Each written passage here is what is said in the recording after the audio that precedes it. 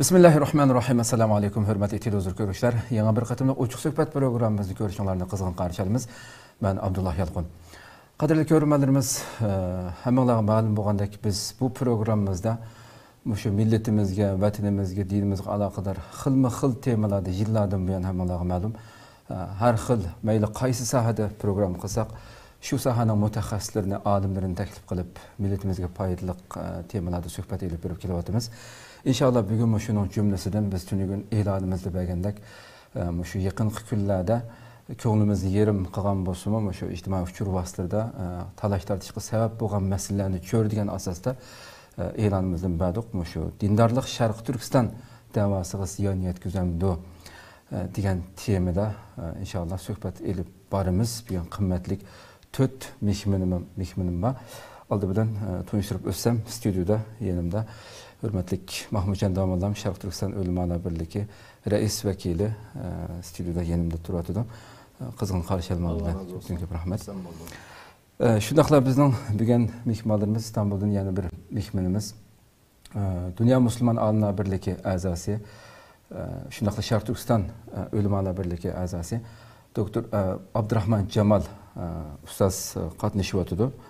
To'rdan qatnashyapti. Shundaqla Kahramonmaraşdan Sharq Turkiston O'limalar birligi Patvolar bo'limining raisi, shundaqla Kahramonmaraş Sutchi Imom universiteti o'qituvchisi doktor Alimjon Bug'da qatnashyapti. Avstraliyadan bo'lsa Sharq Turkiston O'limalar birligi muavin raisi va Avstraliya vakili Abdusalom Alim, ustoz Abdusalom Alim qatnashyapti. Hammalarni qimmatli vaqtini chiqarib bu programmaga qatnashib berganligi uchun oldin bilan ko'p rahmat aytaman. Allah razı olsun, rahmet. Allah razı olsun. Kadirli görünmelerimiz programımız YouTube ve Facebook kanallarımız arkalık tarixliyatıda ekran alda çıkıp durarken numaralar arkalık programımızga alakadar fikir teklif berişanlarını ümit kılımız. Şundaqla köpligen qeyrindaşlarımızdan bugünkü bu qimmatlik programıdan paydalanışı şundaqla nurgun yaxşı malumatlarga erişiş üçün hem bahirlab qo'yishni unutmasliklarini ümit kılımız. Undan olsa bevosita sözünü uzatmay programını başlap kessek, aldı bilen stüdyodaki yenimdeki mehmanımdan başlasam.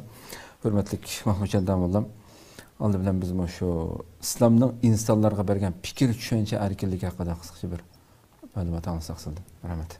Euzubillahimineşşeytanirracim. Bismillahirrahmanirrahim. Elhamdülillah ve salatu vesselamu ala Resulillah thumma amma ba'd. Esselamu aleyküm ve rahmetullahi ve berekatuh.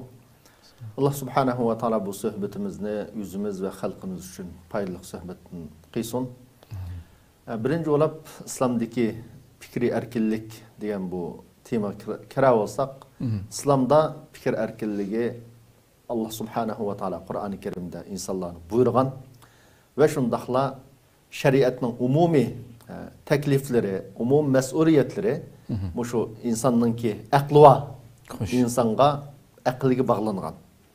Kur'an-ı Kerim'de Allah subhanahu wa ta'ala nurgun ayette kafirlarını başkalarını sökse efela ya'qilun efela ta'qilun degan mush sözler ular o'ylanib bakmamdı, fikir yürgizmemdi deb ularni ayıplagan ve şundaqlı bütün insanlarını Allah'ın bir ve barlığını bölüşke qiziq turishda insanlarını özününki aqli bilan tafakkur qilishga, fikir yürgizishga buyurgan. Şunun ve fi anfusikum efela tubsirun mesela yüzüge qaramamdı bola. Özünün qandaq yaratılganlığını oylanmamdı. Efela yanzuruna ilal ibil mesela. Yani Allah yaratgan mahluklar qarashqa, bu vaqt fikir yürgizishga alohida buyurgan, tashabbus qilgan. Ve şundaqla qarıg'ulacha agishishni, aql yürgizmay, fikir yürgizmay agishishni meyli ata-anasiga agissin, meyli ma'lum fikir ideyaga agissin. Bunu Kur'an-ı Kerim çoğu sökken. Nurgun ayette müşriklarınki bu butluğu neymiş ibaret kılısılar deyse inna vecedra aba'ana. Biz ata-anamızını, ata-boğullarımızını muşundak her xil nasigi çukunğallığını ködük, şular egeştik. Digen müşrikler Allah subhanahu wa ta'ala bunu çoğu eyüpligen sökken. Demek İslam dini adette umumyüzlük insanların fikir yürgüzüşüne kollaydı ve bunu teşebbüs kılıdı. Akılsızlıkını ya ki akılını yuqtirgan mesela haraqını çekildi neymiş için akılını yuqtirgan boğaçqa. Akılını muhafazat kılışını Allah subhanahu wa ta'ala İslam dini Allah'ı buyuruyordu, teşebbüs kılıdı. Akıllı ziya yetkizgan neslerden. Bugün bizning bu yerda fikir erkinligininki ma'lum bir cheki bormi yo'qmi desa, bütün dünya qaraydigan bo'lsak, har qanday yerda buningga ma'lum chek bor. Mutlaq fikir erkinligi deydigan insonlar yo'q. İnsanların hammasi hatta g'arbda nima deydi desa, sening erkinliging boshqalarning erkinligiga ziyon yetkazadigan yer kelgan vaqtda to'xtashi lozim. İslam dini fikir erkinligini ba'di to'g'ri. Bagini bilan masalan fikir erkinligi degan nom yoki bu da'vo bilan Allohni inkor qilsa, masalan, yoki islom dinini inkor qilsa, yoki islom shariatida aniq belgilangan masalan masalalarni ayblasa, mening fikir erkinligim bor desa, bu chaqda nima natija kelib chiqadi desa, shu dinga e'tiqod qilgan nurg'un musulmonlarninki qalbini jarohatlantiradigan, qalbiga alohida azor beradigan natija kelib chiqadi. Shuning uchun Alloh subhanahu va taolo buni cheklaydi. Nima uchun cheklaydi desa, boshqalarga azor yetirgan aqida egillarga azor yetirgan bo'lg'achqa. Lekin chekildi deb uni masalan Qur'oni Karimda masalan nurg'un oyatda insonning sening fikir erkinliging var, iman keltirish keltirmaslik erkinliging. İslam dini bir adamni musulmon bo'l deb majburlamaydi. Xo'sh. Lekin musulmon bo'lmaganlarni-chi Alloh jazolaydi. Bu tarafini unutmaslik lozim. Fikir erkinligini da'vo qilayotgan insonlar, tamam sening fikir erkinliging bor. İman keltirish keltirmaslik erkinliging bor. Lekin iman keltirmaganda-chi desa, inna a'tadna liz-zalimina naran ahata bihim suradiquha Qur'oni Karimda. Biz aşındaq davaçılarını, yani Allah'a iman keltirmeyenlerini, iman keltirmeslikini tanlaganlarını bizning hayatida biz davzaxınca ularga tayyaqib qo'ydik degan. Shuning uchun g'arbda hozir hamma yerda mutlaq nimish qis qildigan, nima deydigan ish yo'q. G'arbda islom dinini ayiblash bo'lsa, bu erkinlik deb da'vo qiladi nurg'un davlatda. Lekin o'zining qonunlarini mesela ya demokratiyani ya onun ma'lum taraflarını hazır Fransiyada nima bo'layotganligini ko'ryapmiz. Shunda erkinlikni da'vo qilgan davlat. Bu haliqa mandaqcha aytganda qo'sh bisliq qo'llanadigan bir narsaga aylanib qoldi bugungi kunda. Musulmonlar qarta, musulmonning islom diniga, islom qimmat qarshi qarta har qanday hujum bo'lsa bu fikr erkinlik deb da'vo qilgan. Lekin boshqalarningki e'tiqodi yoki ularning tutib mangan yo'l haqida Musulmonlar gap qilsa, bular fikir erkinlikni e'tirof qilmaydigan, fikir erkinligiga qarshi odamlar deb bunda ayiblanadigan bir vaziyatda yashayapmiz. Shuning uchun biz musulmon xalq, bizning xalqimiz musulmon.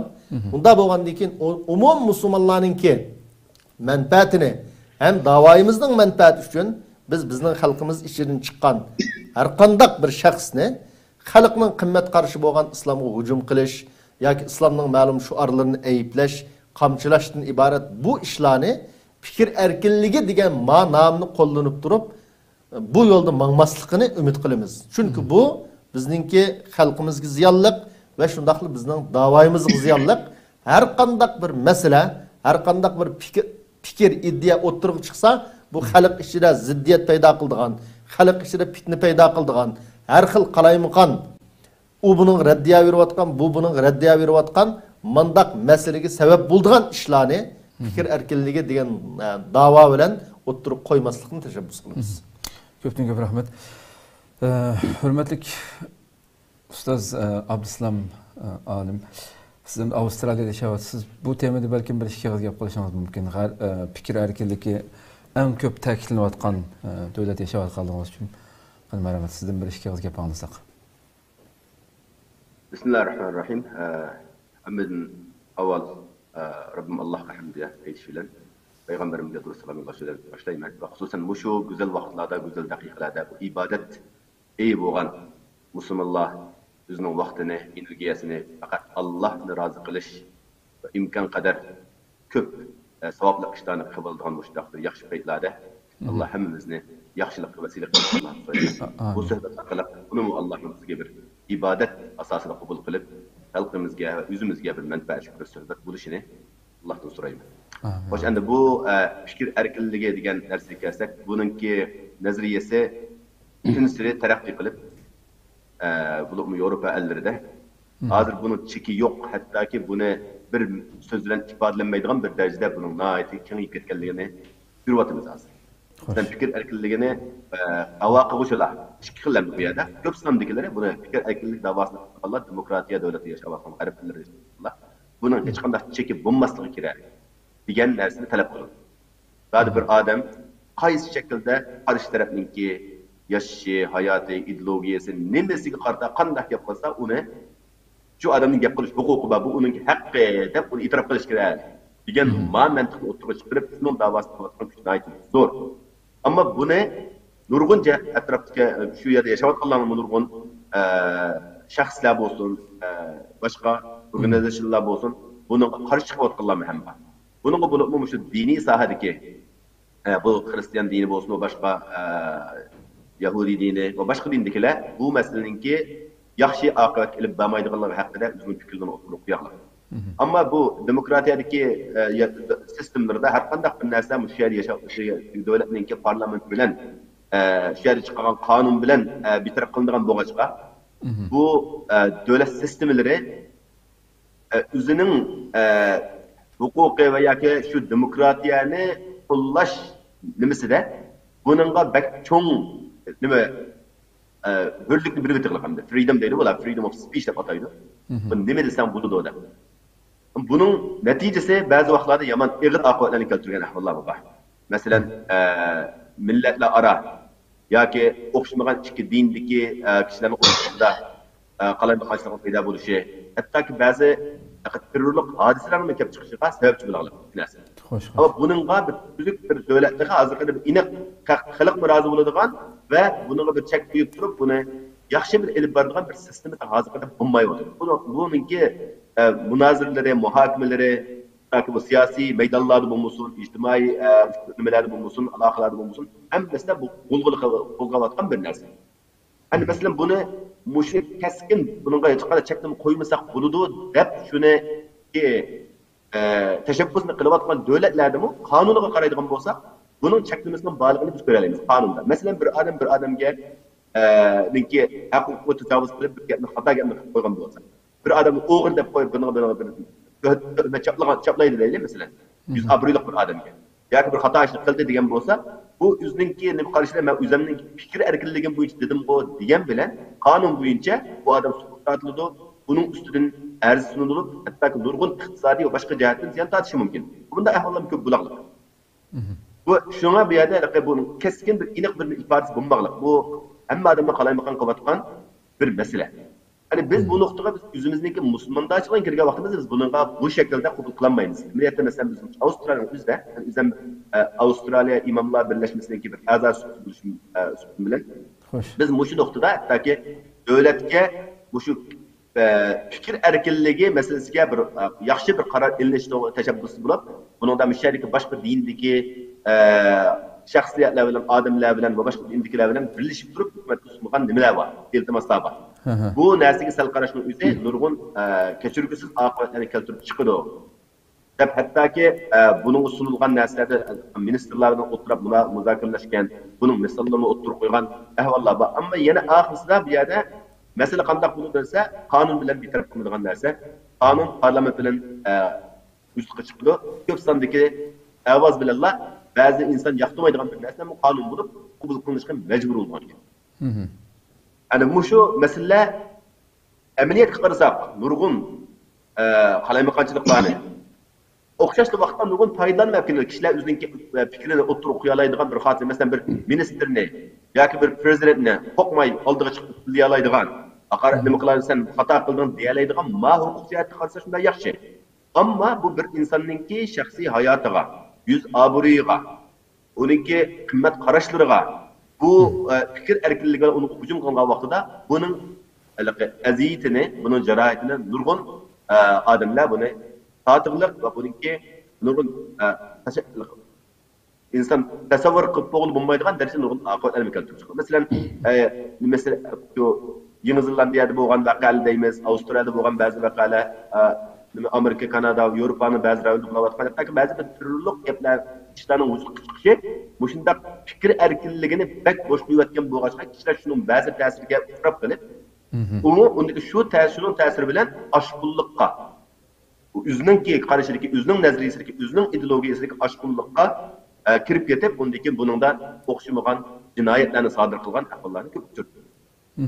Çünkü biz bunu başkalarının göz karşılamayız. Biz hazır bunu yüzümüzdeki sohbetide biz yüzümüzden kırındaşlarına karata eğitim kalmadık. Bizning gapimizni anglayotgan qarashimiz Müslüman qarindoshlarimiz, Sharq Turkistonlik qarindoshlar, bu shu davoni egalari yoki davoni qo'llovchi yoki davoning safida mengayotgan qarindoshlarga deyildigan bir asosiy maqsad bo'lg'achqa bu yerda bizga nisbatan bizningki o'zimizning dinimizning qo'yib qo'ygan o'zroq cheklimasi bor. Bunga rioya qilishimiz, axloqiy o'lcham bor. Bunga rioya qilishimiz ve şundakla bizim davayımızdaki faydasına yoki ziyniga bulungan riayet qilib turib, buni diqqatga olib turib, undan keyin o'zimizning fikrlarni o'tirib qo'ysak, bu vaqtda biz bir odillik bilan chiqqan bo'lamiz deb qarayman. Ko'pdan ko'p rahmat, Alloh rozi bo'lsin. Hurmatli doktor Alimjon, endi shu biz albatta islomni qabul qilganda taxattunugun musulmon bo'lib qolgan yoki bir ay yil bo'lgan bir millat emas. Ming yillardan buyon ata-bobolarimiz bu güzel İslam bilan sharaflanib, bu dinda yashayotimiz xalqimiz ich-ichiga kirib ketdik. Biz ham shu Uyg'ur madaniyati bilan islom madaniyatininki aloqasi haqida sizdan bir ikki gap olsak. Assalomu alaykum. Alaykum assalom. Sözümle başlaştım burun. Allah'a hamd. Peygamber aleyhisselam'a salavat keltirişine bir ikram altıda bizni köravatkan barlık kırındaşlarınınki rozu Ramazan'ını ve taat ibadetini Allah'ın kabul kılışıyla. Şimdi bir yerde Uygur medeniyeti ve İslam medeniyeti. Aslında bu ayrımdaki yüzü hata da karayma. Uygur medeniyeti demek, İslam medeniyeti demek, İslam medeniyeti demek, Uygur medeniyeti diyen okşaş. Din, İslam dini Cenab-ı Allah'ınki bu dinge kim itikadlagan bolsa, bu dinge kim kirgen bolsa, İslam dinini kim kabul kılgan bolsa, kaysi millet kabul kılgan bolsa, bu din aşı milletten oludu ve şu dinini kabul kılgan dinkin, şu din bilen billah kegen, meyli hüküm cehettin bulunsun, meyli ahlak cehettin bulunsun, meyli özara münasebet meseleleri de bulunsun. Hayatımızdaki her sahası da İslam bilen özleşken bir bağ. O asasda şu millet, mesela Uygur medeniyeti desek, yani İslam bilen medeniyet diyen buludu. Yani Müslüman Uygurlar İslam dinini kabul kılgan, yani Karhanilar'ınki vaktinde İslam'ı kabul kılgandın tatip, İslam'ı kabul kılışıyla birge Uygur medeniyeti Uygur İslam medeniyeti olup şekillengen. Ve İslamiyet'i kabul kılışıyla birge İslam'da nurgun meyli itikadi cehettin olmuşsun, meyli ahlaki cehettin olmuşsun, meyli özara ictimai münasebet, aile ve her kaysi cehettin İslam'da zıt olan neslerini ilip taşıp etip ve İslam'ın özüge uygun boğan taraflarını tutkan asasta bir medeniyet şekillendirgen.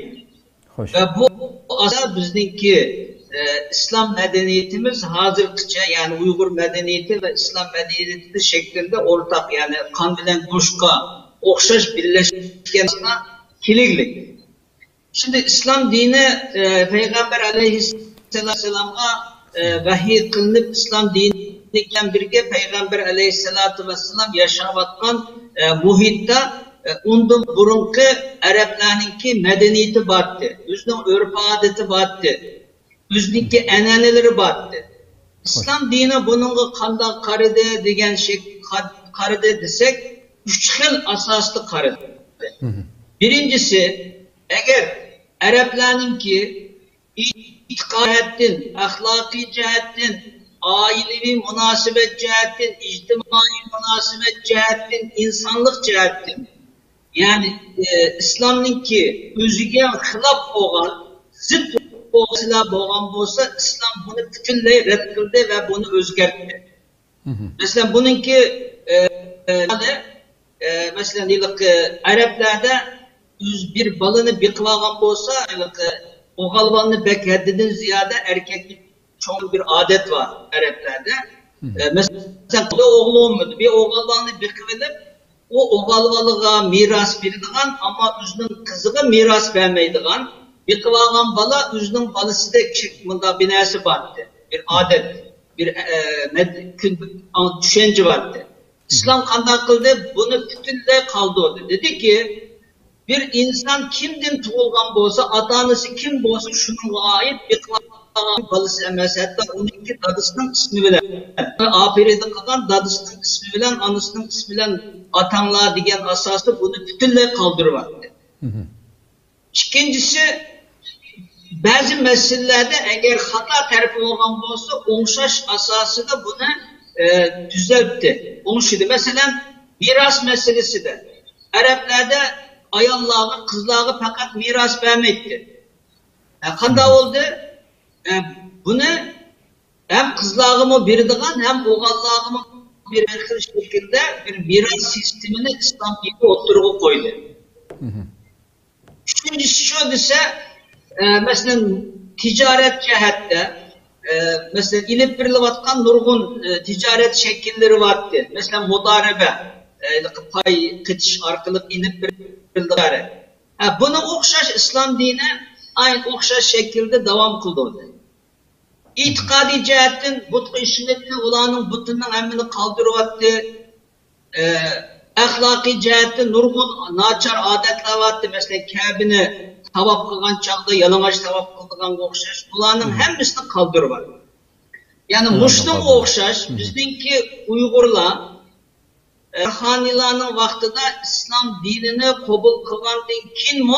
Xuddi Müslüm okşaş. İslam'dan burunki Uygurlarga ait olan itikadi, ahlaki ve özara münasebet, muamele cihette İslam'a zıt olan narsalarni şallap çıkarıvattı ve İslam'a zıt olmagan veya ki oңşaşqa tegishli bo'lgan tarafları bo'lsa bunu oңşidi yoki faqat İslam'a uygun tarafları olgan bo'lsa Uygurlardan burun qolgan onu o'xshash bir şekilde devam kıldırıp Müslümanlar o'zininki İslam medeniyetini yani Uygur İslam medeniyetini şekillendirdi ve bu şekilde bizdeki 1000 yıldan aşkın bir zamanda bizdeki Uygur medeniyeti İslam medeniyeti de asası da şekillendi.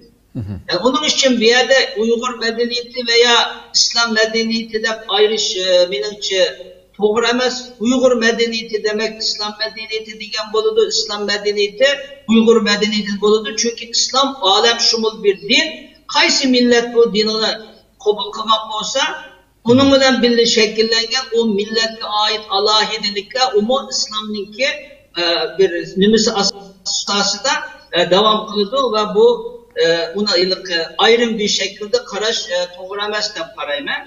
Onun için İslam'dan burunki Uygurlarning tarihi 6.000-8.000 yıllık Adem Aleyhisselam dünyaya kelgendan tatip onun ballarının içinde Uygurlar mübattı şu coğrafya şu teritoriyada Uygurlar özününki medeniyetini özününki hayatını devam kılmışlar. Bu asasda insaniyetke, ilimga, medeniyetke her sahada hizmet kılan, tövbe koşkan Uygurlar bolgan bolsamı bizden atımız, biz olar bilen faxrlanamiz. Ama biz olar bilen faxrlandik dep bizning itikadımızga uygun kelmaydigan, bizninki ahlakımızga uygun kelmaydigan veya İslamiyet demekçi bir yerde İslamiyet'inki ictimai münasebetlerge uygun kelmaydigan taraflarını biz İslam'ın üstüge koyup atılarımız, manık diken atılarımız bundan geldi bu şekilde biz o karayanmayız meseleyi. Çünkü biz bir Müslüman buluştuğumuz tünce bizdeki birinci olarak kıldığan işimiz İslam itikadı asasıdır özümüzün şekilde. Yani evvel biz Müslüman değiliz. Çünkü Allah dünyayı bizde imtihan için yarattı. Dünyada bana işlenemse işlenmemesi de. Bunun için dünyaya gelişimizin birinci sebebi bizden dünyada Allah'ın imtihanıdan ötep ötmezlik meselesi olduğu ki bir taraftan biz özümüzden İslamiyetini, ikinci taraftan biz şu coğrafyada, şu Uygur şu Türk kan sisteminden kelgen bolsak, biz şu kan sistemi boyunca şu yerge mensup ve onu o yerdekiler bizninki yani. Bunun için Uygur bilen İslamiyet'te Uygur medeniyeti bilen İslam medeniyetini menimce ayrış yuhuda dep karayma. Ama İslamiyet Uygurlarga özdeşkendan keyin Uygurlarning ichiga tamamen singib kirgandan keyin yana ba'zi mayli burundan qolib qolgan ba'zi nima deymiz xurofotlik va yoki ba'zi ishlar bor. Yoki bo'lmasa ba'zi nachar odatlar bor. Yani bunu o'zgartish uchun bizim alimlerimiz bu yerde bo'lgan çoğun alim kişilerimiz bunun için nurgun sayı sebep kıldı, hala kılıvatıdı. Mesela bununki en tipik misalini biz Kutadku ve Yusuf Hasaki eserlerden göreleyimiz. İslamiyetini kabul kılıp uzunlu bağmagan bir vakitte yazgan Kutadku Bilik Yusuf Hasacı'nınki İslami renk bilen renklengen asasında yazılgan siyasetname. Yani bizdeki Uygur medeniyetimi İslami renk bilen boyalgan bir Uygur medeniyeti. İslam Uygur medeniyeti. Yani İslami renk bilen boyalgan bir medeniyet. Bunun için bir yerde yaki mesela Uygur yani tarihi nimene aldı sepki çıkarıp İslam bilen sokaştırışkı tirişiş menimce hazırki dava cihetli iletişimler menimce tamamen doğru olmayan bir hareket de karayma, doğru olmayan bir düşünce de karayma. Çünkü biz belki bunu ilim adamları kaysı Uygurların tarihine sitti, kaysı kim geldi belki bunu biz tetkikat ediş ve müzakere kılış mühim. Ama biz hazır bir dava üstünde bolavatkanlığımız için bir yerde Uygurlarınki İslam'dan burunki veya daha burunki meselelerine hep ön planga çıkarıp bu arkalık İslamiyet'ne anını zittek öğrendirişke hareket kılış benimce hem özümüz bilen zitleşken hem halkımız bilen zitleşken hem de şunda bir mühim bir dava üstüde bolavatkan peytte şu davayı çok bir ziyan bergen bölümümüz de karayma. Onun için menimce bir yerde meyli İslam medeniyeti, meyli Uygur medeniyeti desek menimce bilik aklımı kildiğine menimki İslam bilen renkleşken, İslam bilen birleşken, kan bilen goştek bop ketken bir medeniyet diyen bulur yani bir yerde Uygur medeniyeti. Onun için buna ayrı hiçbir faydası, hiçbir bizge etkilediğin bir faydası yok hep karayma. Köpten gap rahmat yani demek yani sözünüzden şunu düşündük yani İslam degan gap yani İslam degan vaqtimiz biz yani biz Müslümanlar bu üstünden bizden hayat mizanımız dedik. Bizge bütün hayatımızdaki barlıq işlerimizge yol ko'rsatguchi degan ekanmiz. İlgirki tariximizde İslamdan burunqi medeniyetimizde agarda qandaq bir odatlarimiz, yurishtirishlarimiz bu narsa zid bo'lmagan bo'lsa İslam qabul qildi. İslamga bu dinni qabul qilgan ekanmiz. Zid bo'lganlarning hammasini xuddi burunqi ta Rasulullohning shu Makka davridagi öz şu vaqtdagi qavmlardagi nachar odatlarni o'zgartib amaldan qoldirganga o'xshash har qanday bir millat kirsa olam shumul din bo'lganligi uchun İslamga zid bo'lgan narsaning hammasi sirtib qoladi. Zid bo'lmaganlari islom cheklamaydi. Yani shuni gullantirib yashayveramiz ve biz bu 10 asrdan ortiq vaqtdan buyon biz qon bilan go'shtdek yo'g'rilib ketdik, ayrish butunlay xato va tarixda o'tib ketgan bir qism islomning nomida qilingan bu nachar odatlar yoki bo'lgan voqeliklar hech bir zaman islomga vakillik qilolmaydi degan bu natijani güzel tushundik. Rahmat sizga.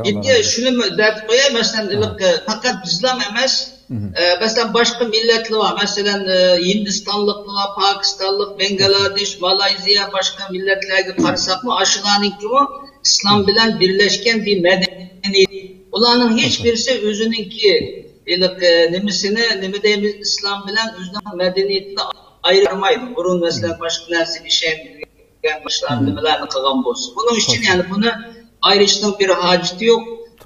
Bizdenki mesela nurgun yürüyüş, kiyim, kiyecek, nurgun meselelerde Araplar bilen yoki boshqa musulmonlar bilen Uyg'ur musulmonlarninki nimasi var? Mesela farkı var. Bir adam qaragan aman malı Uyg'urken, ma Sharq Turkistonlikkan deydi. Mesela bu nimani ko'ksitdi desa, yani bizninki Uyg'urlar islom dinini qabul qilgan chaqda o'zininki islomga zid bo'lmagan urf-odatini, yurish-turishini, an'analarini, yani bunu qoldiryapmidi? Bu o'xshash keldi, ama onun ichiga islomiy ruh, islomiy rang kirdi.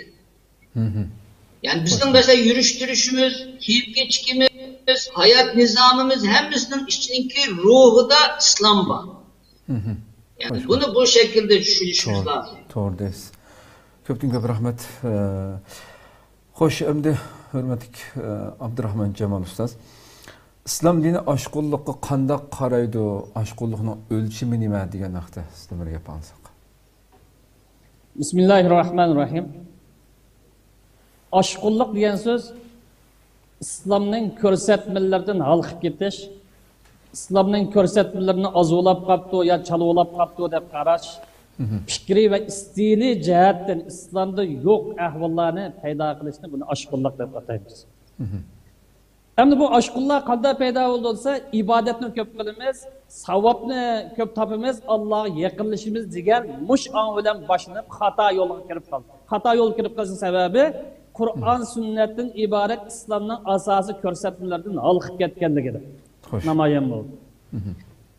Kur'an-ı Kerim bu aşqulluq to'g'risida aşqulluq qilishini ogohlantirib, la tag'lu fi dinikum. Gerçi bu ayet ahli kitaplar hakkında tushgan bo'lsa-mu, yana ham bizga xitobdir. Allah ko'rsatgan ko'rsatmalardan halqib ketmanglar. Biyasel çalıvlaq qaptı, azulab qaptı deb o'zingizcha fatvo chiqarmanglar. Yo'q narsalarni paydo qilmanglar. Allah demagan narsalarni maydonga chiqarmanglar. Yani Peygamberimiz iyyakum vel gulud. Aşqulluq qilmanglar. Haddinglarni aşmanglar. Men ko'rsatgan yo'l bilan menglar.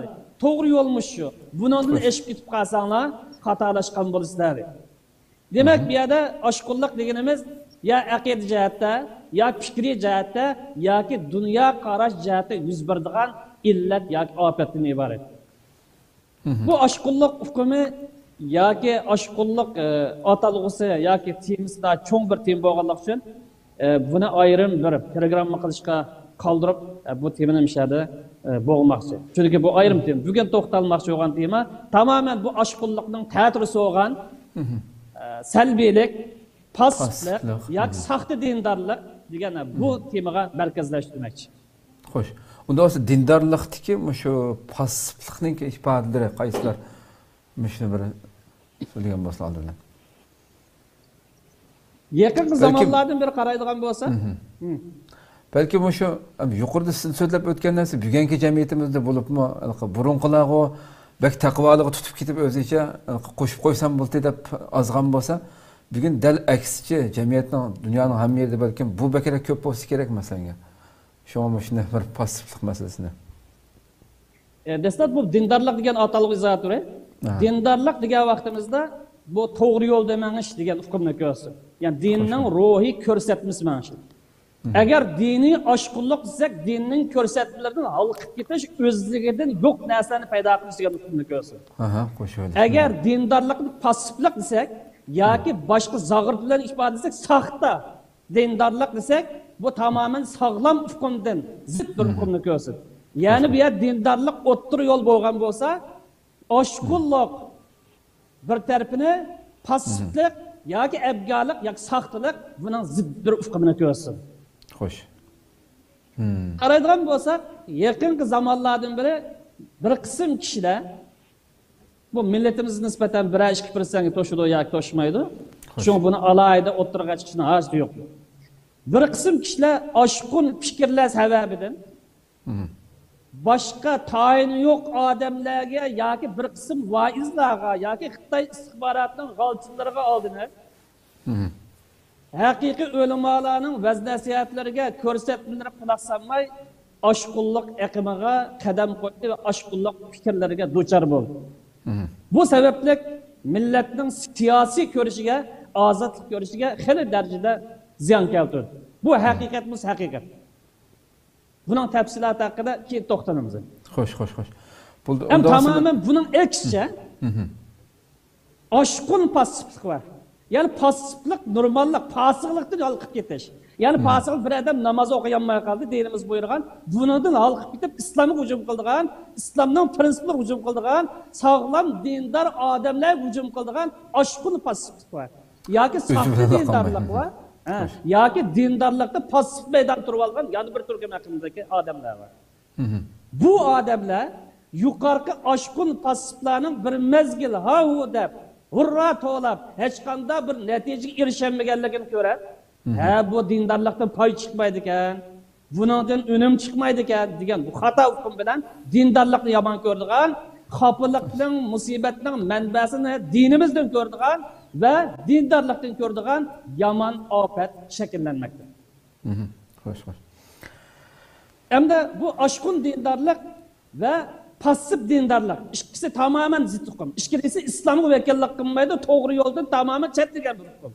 Bu iki hukmdan neticesinde İslam'ın bir bütün hayat nezariyesi de düşünmegen ve dindarlıktan takazzasını his kılanmagan bir kısım kişiler biz Uygurların ya Şərq Türkistanlıkların bugünkidek eğer bir zulümge xorluk kalışımızını özününki sevimiyetsizliginden özününki dini kartta sahtı meydan turvatkanlıqdan ya ki ebga meydan turvatkanlıqdan görmey dinimizden gördüğün. Hem de dinde çın tutsak olmaydı. Uncula turuluş haceti yoktu. Sen boşrak tutsak dünyanınki alkışı yardımı girişeliyimizde sağlam kişilerini dindarlıktan çekiniş çakamakta. Ve düşmanın açığını keltirip koymaydigan derecede Müslüman bolsak boladi. Muşunda qilsa Xitoy bizga bek besim qilmaydi, bek zulm qilmaydi, bu xafalıqdan qutula oladi. Demak, bu ya Müslüman emas, yoki boshqasi biz bir o'ttirdiroq tursak bo'ldi deydigan bu falsafani bilib bilmay o'ttirib chiqmak. Şuna bir yerde İslam'ın ruhine ve İslam'ın o'ttirhallik xarakterini tushunmagan bu aşkın pasiflik kişiler, yani aşkın pasif sahasili kişiler azgın sandiki bir kısım hakiki aşkulların sebebinden dindarlık ne? Yani sağlam Müslüman buluşne, Kur'an sünnetinin ruhu boyunca İslam'a emel kılışını xatar deb qarmak bugün kunlikte. Siyasi hareketimizge ziyallık deb qarmakta. Chet elliklerinin, Amerikalıklarının ve başkalarının bizni azat qilib qo'yishga bu to'salg'i bo'ladi deb qarmakta. Bu türdeki pasif aşkullar yoki saxta dindar sahipleri başkalarını sağlam dindarlıktan çekindirişten ağır günah olduğunu mislanmaydı. Dindarlıktan çekindirse ibadet sel qaraydigan ahvaldan kelib chiqadiganligi, axloqning buziladiganligi, ijtimoiy munosabatning buziladiganligi, islom ko'rsatmalarini haqorat qiladigan, kamsitadigan nachar odatlar shakllanganligi, buning natijasida bu odamlarningki jannatga emas jahannamga qarab yo'l oldiganligini buni mislanmaydi. Köz bunun uçunu görüp iş kılmadı. Bu adamlarga yani Müslümanlar dünya mı lazım, ahiret mi lazım, cennet mi lazım, vatan mı lazım diye bu konuda iskılanmay ikisini birbirinden ayırmakta.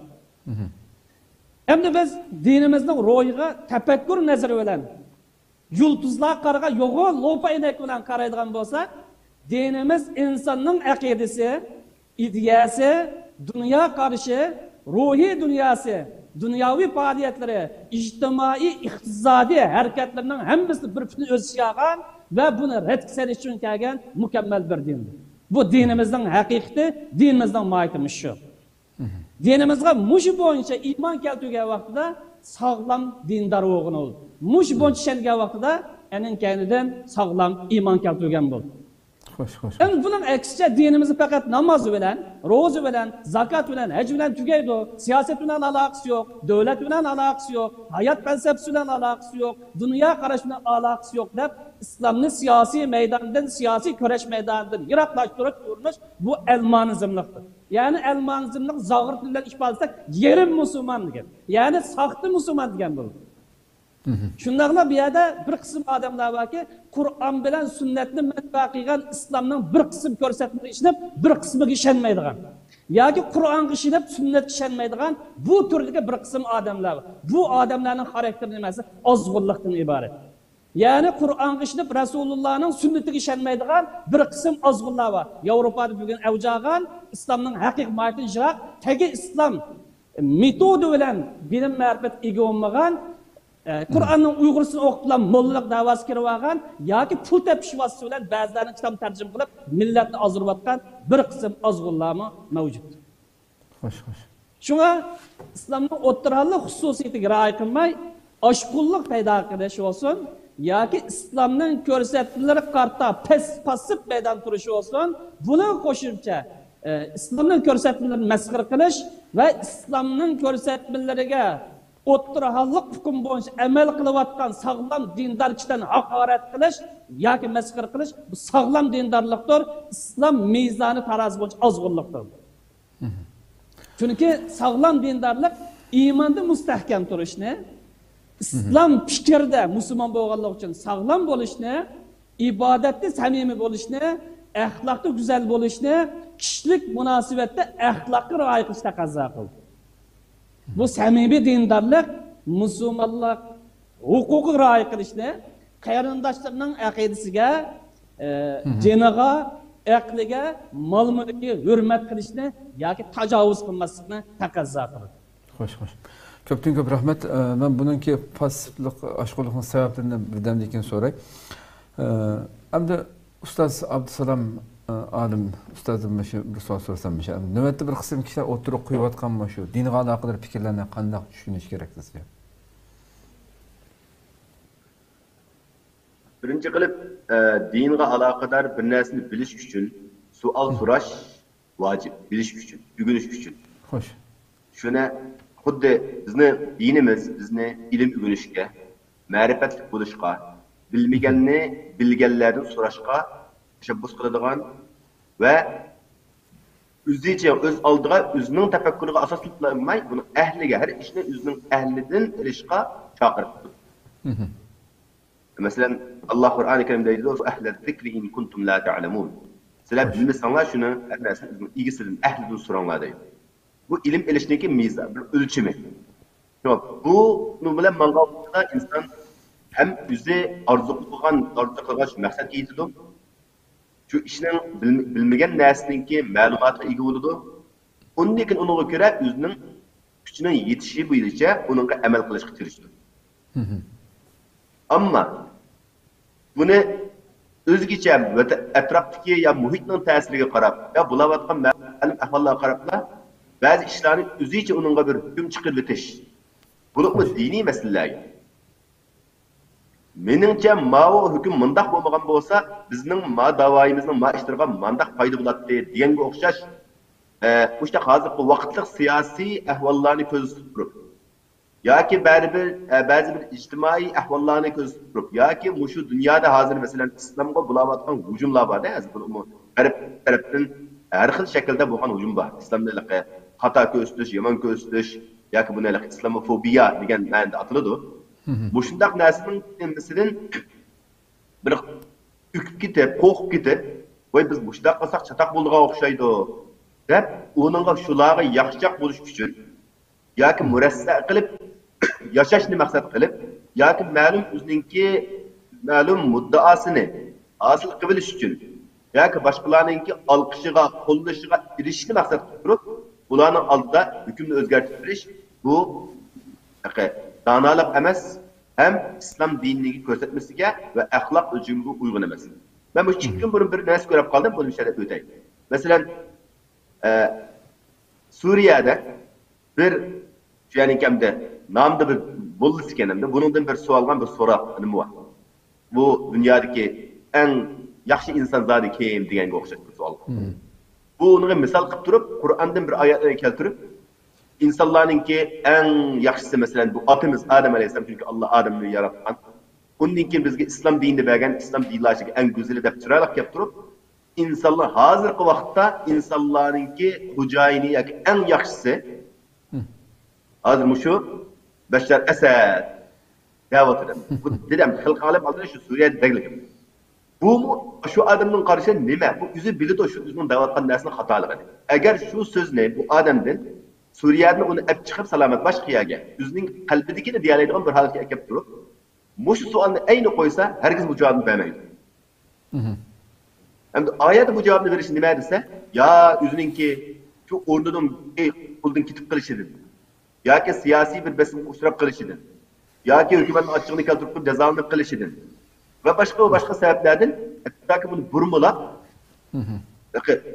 dinni işte o'zgartib berganda dinning hukmiga ochiq zid butun musulmonlar bildiki insonlarning eng go'zali Alloh eng yaxshi bo'lgan inson kimimiz Muhammad sallallohu alayhi vasallam Allohning eng ortiq payg'ambari Muhammad alayhisalom eng oddiy bir musulmon biladigan e'tiqod qiladigan bir masalani xalq olam oldida shu o'zininki davlatida bu gapni qiladi. Bunga o'xshagan ahvollar bizning vatanimizda kelgan ekan.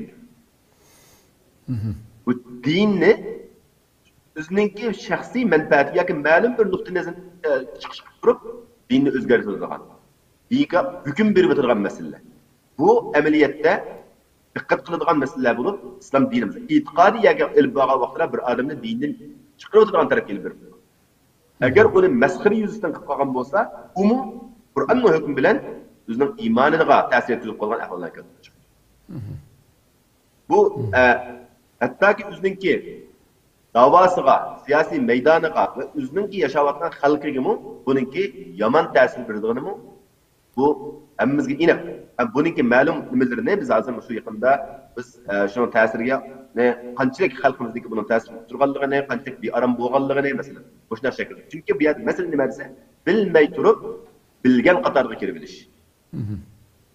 Bir narsaning asosini bilmay turib, ya bir odamdan bir so'zini anglab qolgan, bir leksiyasini anglagan yoki o'zi o'qigan bir kitobni o'qib shu kitob bilan, shu tushungani nimasi bilan, shu tar doiraga tushunchi bilan yoki falondan men shunday anglagan, shuning bilan qanoat qilib, shu bo'yicha o'zimi buningga hukm berib o'tirgan bunday ahvolda.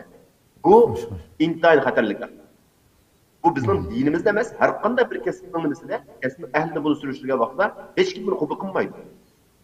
Xo'sh. Chunki buning ziyniga bir odam o'zi doktor bo'lmay turib, masalan ma'lum narsalarni har qanday odam normal odam biladigan narsalar bor. Masalan dinimizda namozningki muhimligini, musulmon bo'lish uchun nima qilish kerak? La ilaha illalloh Muhammadur rasululloh deganni musulmon bo'ladi degani bu har qanday musulmon biladi. Ammo buningki ichki, masalan murakkab nuqtalarini farz, harom, vojib deganga o'xshab bu masalalarni, fiqhiy masalalarni buni biladiganlar kim shuning ahli. Xuddi bir doktormi bir odamningki kasalini tafsiliy bilish uchun bir doktorni qarashish to'g'ri keladi. Bir operatsiya qildirish uchun chuqur ashuna operatsiya qila oladigan doktorni qarashish. Ammo bir normal bosh og'riqqa har qanday odam masalan panadol yoki aspirin degan doriga o'xshash dorilarni foyda qiladi, hammadan biladi, umumiy. Ammo shuning bilan bir odam doktor bo'lib qolmaydi. Masalan, shu nuqtani yaxshi bilmaslik yoki o'zini shu o'rnini yaxshi tushunmaslik. Bu nuqta hem o'zini qaymoqtiradigan va boshqalarni qaymoqtiradigan ahvolga akab qo'yadigan tarafi ko'p. Shunga hattoki ilm ahllari bu. Masalan, o'ttirgan hozir qarindoshlarimiz bo'lsa, ulamolar birligining a'zosi bo'lishimiz bilan hammamizningki o'zining o'qigan doirasida uning shu o'qigan ilmining ichida alohida taxassusi bor. Masalan, bir qism masalan maxsus fiqhiy masalalarga odamida taxassus olgan, yetishgan, shuni ichkirilab kirib o'qigan, ba'zi tafsir ilmida olim bo'lgan, ba'zi hadis ilmida olim bo'lgan, ba'zi islom tarixi ilmida olim bo'lganlar bor. Bu islom tarixini bilganlar hargiz aralashib va tafsir nimasiga kirib olmaydi. Garchi tafsirdan ozdir ma'lumot bo'ladi.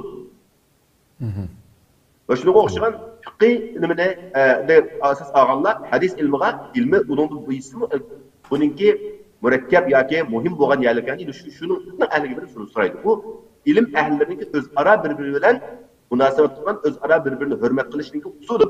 Ya'ni buning doirasiga ichiga kirmagan holat turib, lekin dindagi hukmlariga bir Qur'onningki yoki masalan bir tarjimasini o'qib qo'yish bilan yoki birasininki bergan bir fatvosi bilanlar bunda deb qo'yishlar bu intayin xatarlik va intayin aqliq.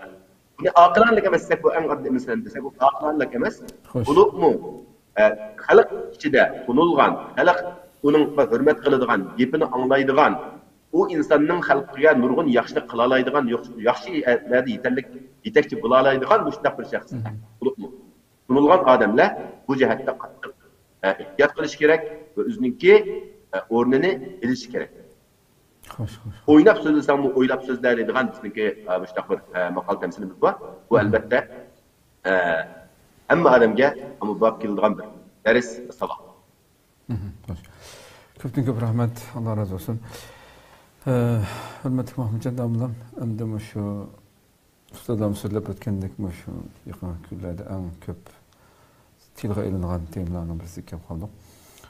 Umumi şekilde biz şu İslam dinimizdeki şu ayallarning kiyim-kechaklar haqida, İslamning umumiy prinsiplari haqida sizlarga gap qilsak. Bu ayollarninki islomiy kiyim-kechakning o'lchami haqida qisqacha bir to'xtalsak, avval umumiy qanday bo'lgan vaqtda bir ayolning kiyimini islomiy kiyim degan bo'ladi yoki buning sharti qanday degan bir savol tug'ildi bu yerda. Buning qarta olimlarimiz asosli Qur'on hadisga tayangan asosda eng az bo'lganda 5 turlik shartni o'tirib qo'ygan. Mush 5 turlik shart topilsa bu kiyimni islomiy kiyim degan bo'ladi. Xo'sh. Buning eng birinchisi qaysi desa, ayolninki jismini, ya'ni bedenini to'liq yepib turadigan kiyim. Bedenni yapadigan kiyim. Xo'sh. Bo'lishi lozim. Bunun nurgun delilleri var. İkincisi bu kiyim kelin bedenini köstüp koymaydan buluşu lazım. Nipiz olması gerek. Nipiz olması lazım. Yani nipiz olması kelin buluşu lazım. Üçüncüsü bu kiyim kenkengre bulaş lazım. Tar olması lazım. Mesela uzun kiyim giydim de ta kiyimini giybasa mesela bedellerinin hem yerini göstergen. Bu mu şer'i kiyim emas. Xo'sh. Keng bo'lişi, tar bo'lmasligi. To'rtinchisi har qanday akish ko'rsa darhol diqqatini qo'zg'aydigan shakldagi zinnatlangan, har xil rangdagi kishilarning diqqatini qo'zg'aydigan bunday kiyim bo'lmasligi lozim. Beshinchisi har qanday odam azab nochi atrikan mavu deb his qiladigan darhol kishilarning bunini qo'zg'ab o'tirgan, ya'ni purash tuyg'usini qo'zg'ab o'tirgan darajada xushburoq chechilgan, ya'ni etir chechilgan bunday kiyimni ayol kishi kiymasligi lozim. Bunun qo'shab har qanday odam qarsama akishning kiyimi ekan deb qoladigan, ya'ni erning kiyimiga o'xshaydigan kiyimni ayol kiymasligi lozim. Ve şundaqla ayolning kiyimiga o'xshaydigan kiyimni ermo kiymasligi lozim. Mushu yuqorida o'tirib qo'yilgan kiyimninki, shar'iy kiyimninki shartlari mushu. Bu kiyim, yani bedenni yapsa, nepiz bo'lmasa, tar bo'lmasa, kishilarning diqqatini qo'zg'aydigan kiyim bo'lmasa ve shundaqla atri sipilgan kiyim bo'lmasa, erlerning kiyimiga o'xshamaydigan bo'lsa, rengining qanday bo'lishi bu har qaysi jamiyat, har qaysi millat o'zining urf odati, o'zininki rayoni. Mushning qartacho qanday rangda kiysa bo'ladi. Qanday rangda kiysa, ya'ni shu jamiyat yat sanmaydigan har qanday rangda, lekin yuqorqi shartlar tepilgan asosda ayol kishi kiyim kiysa, bu shar'iy kiyim bo'lgan bo'ladi. Bu adamda yüz meselesi var. Yüzünü yepiş ya ki yapmaslık meselesi. Yüzünü yepiş yapmaslık meselesi bizim şeriatimizde tarihten bu yan alimlerimiz talaş tartış kıygan, bir kısım alimler bu vacip dep karıgan, Allah subhanahu ve ta'ala'nın ki قُلْ لِلْمُؤْمِنِينَ يَغْضُوا مِنْ أَبْصَارِهِمْ وَيَحْفَظُوا فُرُوجَهُمْ diyen ayetinin akısta ve قُلْ لِلْمُؤْمِنَاتِ يَغْضُنَّ مِنْ أَبْصَارِهِنَّ وَيَحْفَظْنَ فُرُوجَهُنْ وَلَا يُبْدِينَ زِينَتَهُنَّ إِلَّا مَا ظَهَرَ مِنْهَا diyen muşu وَلَا يُبْدِينَ زِينَتَهُنَّ إِلَّا مَا ظَهَرَ مِنْهَا diyen ayetinin tefsiri de sahabildin asaslık iki xil rivayet kelgen. İbn Mesud radıyallahu anhu'dan bu ayalla özünün zinnetini aşkarlamaslık diyen muş ayetten boğan maksat ayallarının kiyimi, yani sırtki kiyimi diyen rivayet kelgen. İbn Mesud radıyallahu anhu'dan. İbn Abbas radıyallahu anhu'dan çoğu bu yüz veren kol, yani aşkarlısı bulduğun ye, yüz veren kol ve ko'zga qo'yilgan masalan surma yoki qo'ldagi uzak mushula oshkora bo'lib qolsin mayli. İbn Mas'ud radıyallahu anhu'dan ikki xil rivoyat kelgan bo'lg'achqa bu haqda Qur'oni Karimda masalan agar innamal xamru val maysir degandek aroqni harom qilgandek masalan ayında keskin hukm bo'lgan bo'lsa olimlar ixtilof qilishmadi, qilishmamdi. Albatta qilishmaydi. Ya yapsa ya açsa. Ya yepshin kerak yuzingni degan bo'lsa buni ixtilof qilishmaydi. Qur'oni Karimda bu haqda ayollarningki kiyim haqida kelgan oyatlarga sahabildan ve onundan keyingi mufassirlar mushunda ikki xil tafsir qilgan bo'lg'achqa bu jo'd esa islom dinida kengri qo'yilgan bir masala. Ya'ni musulmon ayolningki o'zining erkinligi. Xo'sh. Agar mush vacib degan qarashini tutib bir ayol o'zining yuzini yapsa Allah o ayaldan razı olsun. O ayal yüzünü yapqanlıqdan kemstirish qat'iy to'g'ri emas. Çünkü o ayal Allah'ı yakınlaştırdı. Ma bir ibadet deb qildi o ishni. Taqvodorlik deb qildi. Unda bo'lgandan keyin o ayalni ma yüzünü yapapti deb necha kun yoqi har xil inkaslar yozilib ajoyib qamchilashlar bo'ldi hamshiralarimizda.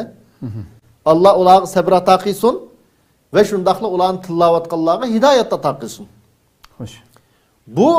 Bu mesele yüzünü yepiş yapmaslık meselesi ayallarının yüzünün tallaş erkilliği de kası bulduğun bir mesele. Bunun karta bizninki meyli siyasetçilerimiz, meyli alimlerimiz, meyli ziyalilerimiz bu ayalının bu tallaşını hürmet kılış lazım. Yapsın ya ki yapmasın. Çünkü bunu hürmet kılmay, onu kamçılaş, ya dava sipik bunda ayallar kirmisin, bu digengi ayallar seli yutemdi, yüzdeki yağlıkını eli yutemdi. Bu ayallar Xitayning turmusdan qo'rqmay, aşağıdaki cezalışından qo'rqmay, yüzünü yapkan ayallar vatanning yüzde.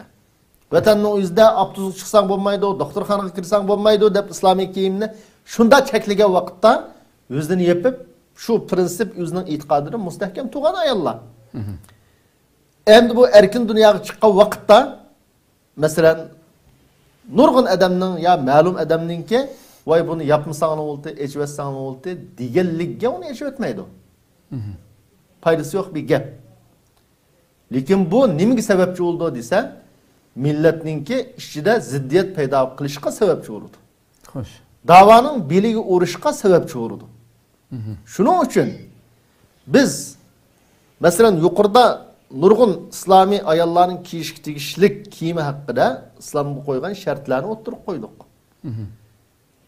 Tabiiy holda biz bilimizki bugungi kunda bu shartlarning hech qaysiga tushmaydigan, ya'ni Yevropalik qanday bo'lgan bo'lsa shunda kiyim kiyib yurayotgan yoki vatanda Xitoylar qanday kiyim kiyib yurgan bo'lsa shu bo'yicha yurayotgan da'vo sipida nurg'un ayollar bor. Dava sipideki nurgun adamның ayalları var. Hoş. Biz dini kesimdikine, dini septikile davanın menfaati üçün vatanimizdeki eğer vaziyetini közde tutup biz yağlığa atmaydığı adam bilen hemkarlaşmayımız. Bula davanı billi kılımız deydiken yağlıqını atış lazım. Dava kılıvatkan davager erlerinin ayalları hicaplanış lazım. Manda kiyim kiyişi lazım dep turvanmıdık biz adamda. Davanın menfaati üçün. Biz onun narazı. Aşula mesela nurgun karındaşlarımız yazdı. Bizning anılarımız manda pəxirlindi. Anılarımız bilen pəxirlinimiz. Ula ak yağlık atdı, tumak giydi, manda uzun kiyim giydi dep şunda suretlerini çıkardı. Aş anılarımız bilen pəxirlinimiz dep. Biz deyiş ki haqlıq aslında. Sizlarning ballarınlarmı anısı bilen pəxirlensin. Sizlarning ballarınlarning anısı mı aş vatandaki anılardaki aşına akyaqlıqni alsın. Uzun konlekni keysin. Deyiş ki biz haqlıq. Lekin biz onda dep turvanmıdık. Biz onda dep turvanmıdık. Davanın menfaati üçün vatandaki eğer musibetini köz tutup biz düşmanımız Xitay, Muşu düşmanga qarshi turadigan qanday odam bo'lsa, biz uning bilan hamkorlashimiz. Uning bilan bu yo'lda mangimiz, da'vatimiz. Xo'sh.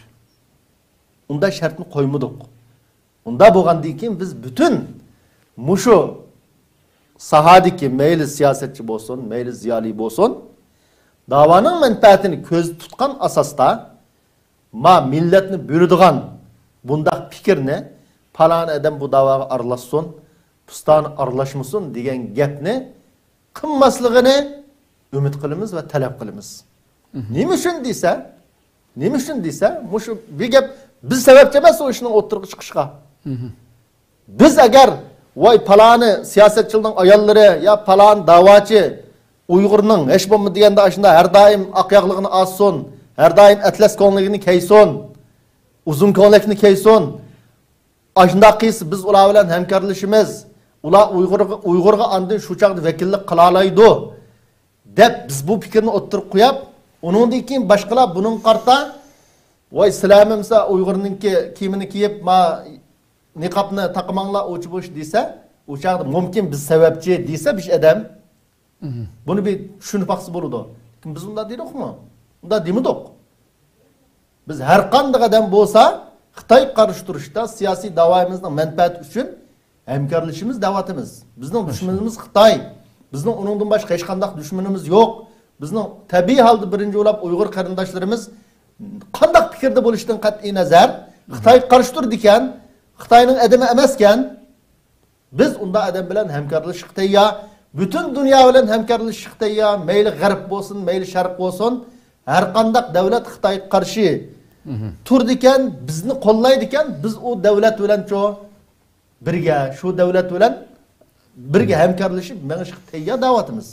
Unda bo'lgandan keyin bu ziddiyatning kelib chiqishiga biz sababchi emas, balki shular yüz sababchi. Bu nima ish oldi desa bu yerda ma'lum mumkin yaxshi niyat bilan o'tirib qo'yilgan bo'lishi mumkin. Ashnaqa tushunchalar berildi. Lekin bu xuddi herning usi chulib ketsa, hammadan chaqqandek, ma fikr shunda o'tirib qo'yilibdi, andin yomon g'arazlik kishilar buni aralashdi. Mumkin Xitoyning adami aralashdi, mumkin har xil dindan chiqqan, islom dinidan chiqqan Muşundaq adamlar bu işe aralashdi. Şunun bilan bizning dinimizga, qimmat qarshimizga o'tirib qo'yilgan fikrga tayinib turib, ani ulinib turibcho qattiq eg'ir zarba berdi. Shuning uchun biz ma'lum darajada bu haqda bir tushuncha berishga majbur qoldik. Biz qat'iylik unda majbur bo'lib qolmagan bo'lsak, bu gapni qilishga yoki ehtiyoj yo'qdi. Shuning uchun hammamiz xuddi shu Yevropalık ayollardek jurvatkan ayollarga Mavla Uygur'a vekillik qilmaydi, Uygur anılarga dep biz dava qilmagandan keyin yoki bunda fikrini o'tirib qo'ymagandan keyin ko'nglimizda norozilik bo'lsa-mu, shuni boshqa qarindoshlarimizningmi, bizning musulmon ayollarininki haqiqiy shariat o'lchamiga uyg'un kiyim kiyganlar qarta manda kiyimni kiysin ya kiymasin, bu manda dava qatnashsin, qatnashmasin deydigan gaplarni qilmasligi mush da'voning manfaati uchun bugungi kunda eng muhim bo'lgan bir nuqta. Xo'sh. Ustozlar endi o'sha yerda mayli kim javob berishni xohlasa, men uchuqlam sizlarga qo'yib qo'yay.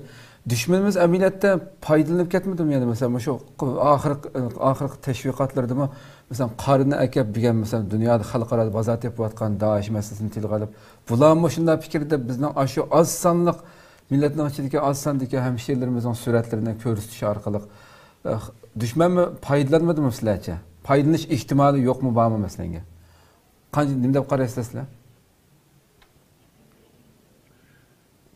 Albatta men buni ikki qilib gap qilsam, albatta Xitoy Uyg'urlarni yo'qotish uchun e'tiqodini, islomiyatini, kimligini, Uyg'urligini, tilini bizga kerakli bizning bo'lgan narsani hammani bizning qo'limizda elish uchun Xitoy o'zining sapsizlik qiladi, yukki dushman.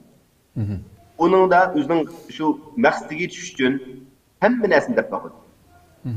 Bununla xalqaronimi shuningga qoyil qilishga tirishdi, ham tirishib kelyotdi. Ama bununla bilan biz o'zimizning tarixida davom qilib kelgan dinimizning bir dinimizniki garchi u farz deb qaralgan bo'lsin yoki u mubah deb qaralgan bo'lsin, qaysi shaklda bo'lsin, qabul qilinib, ota-bobomizdan tortib 1000 yillik tariximiz bor deb qilamiz doim. 1000 yildan beri qabul qilinib, xalqimiz umumiyatda uni qilsin qilmasin, o'zi qilsin qilmasin, yog'liq cheksin chekmasin, bizning tariximizda vatandagi bizning o'zimizning kichik vaqtlarga qaraydigan bo'lsak, shu yerdami yog'liq chekmaydiganlar masalan shimol tarafda, batı, janub tarafda yog'liq chekmaydiganlar ayt azdi. Amma bir-birini sen undaq deydigan gap yo'qdi. Chunki bir-birining kelmisiga hurmat qilishadigan. Bizning xalqimiz shunday yashab kelgan. Endi buni diniy jihatdan qaraganlar, diniy nimalarni o'qigan, shuni tushunganlar, "Axı Allohga yaqinlashishim kerak, men taqvoligimni oshirishim kerak" degan maqsadda yaxshi niyat qilgan. Hattoki masalan To'g'ri atish bizning umumiy janubda buni Qashqar shunda umumlashib ketgan. Xo'sh. Ama şu 90'ın yıllarda mı baktı, 2000 yıllarda mı baktı. Keyin o tedribinin şekli özgürlüğü ne oldu dese, hazır mı o sırtı açılgan boğandan keyin sırtındaki kiyimleri kiyişki başladı. Türkiye'nin palto uzun kiyimlerini kiyiş moda oldu vatanımızda. Ondan keyin şu karı kiyiş, abaye mesela hacı bağallar epkilep, ondan keyin Dubay'dan uyaktan epkilep başına olan çünkü Müslümanlar şundak yaşaydı kendiga onun böyle bir kızıkış buldu. Xo'sh. Mundaq kiydiken o bizim muştak kiyildi. Tedricatı bu umumlaşıp mandaq bir şekil tanlanıp qilindi. Buni xalqlar ekip engib sen mushunda kiysan bo'ladi degan narsa yo'q. Bular o'zi shuni tanlab qilinib mushu holat kelgan narsa bu. Ama buning oq ko'rinishiga qarasak bu azaldan bor. Shakli har xil bo'lgan. Ammo hozir bir xil shaklga kirib qilishi bu umumiy shularningki yaqinqi davrdagi sidq bilan bo'lgan aloqa yoki ba'di keldan ilib kelgan tijorat nimasiga bular mushtaqil. Undan keyin mushuning ichida Bunun içinde yine bir yüz berayotgan bir narsa, bunun üzerine aşkınlık demaymiz. Ama kişilerini mushundaq tumusan zaten sen Müslümanlık hayatını turammaysa degan ma'lum aşkınlık kirdi bo'lgan ba'zi odamlar ilim davası qilayotgan o'zini ahli ilmi deb nima qilgan odamlar mushlarni mushundaqlam qilsan sen haqiqiy musulmon bo'lsa bo'lmasa musulmon bo'lolmaysa degan ma tariqada kishilarga islomni tushundirgan taraflar bor. Bunun bilan bular shunda o'xshaydi degan. To'g'ri, buni bular qanday tushuntirsa, mushu oyatlarningki, masalan, hijob qilish haqida tushgan oyat qo'yam Mahmud Damullan bir oyatni o'qitdi. Unda keyin bir oyat bor Ahzab surasida. Buni boshqalarmi har xil nimada tarjima qilib mushu hozir so'rinda chiqyapti. Jilbab degan masalada jilbabningki nozil bo'lgan.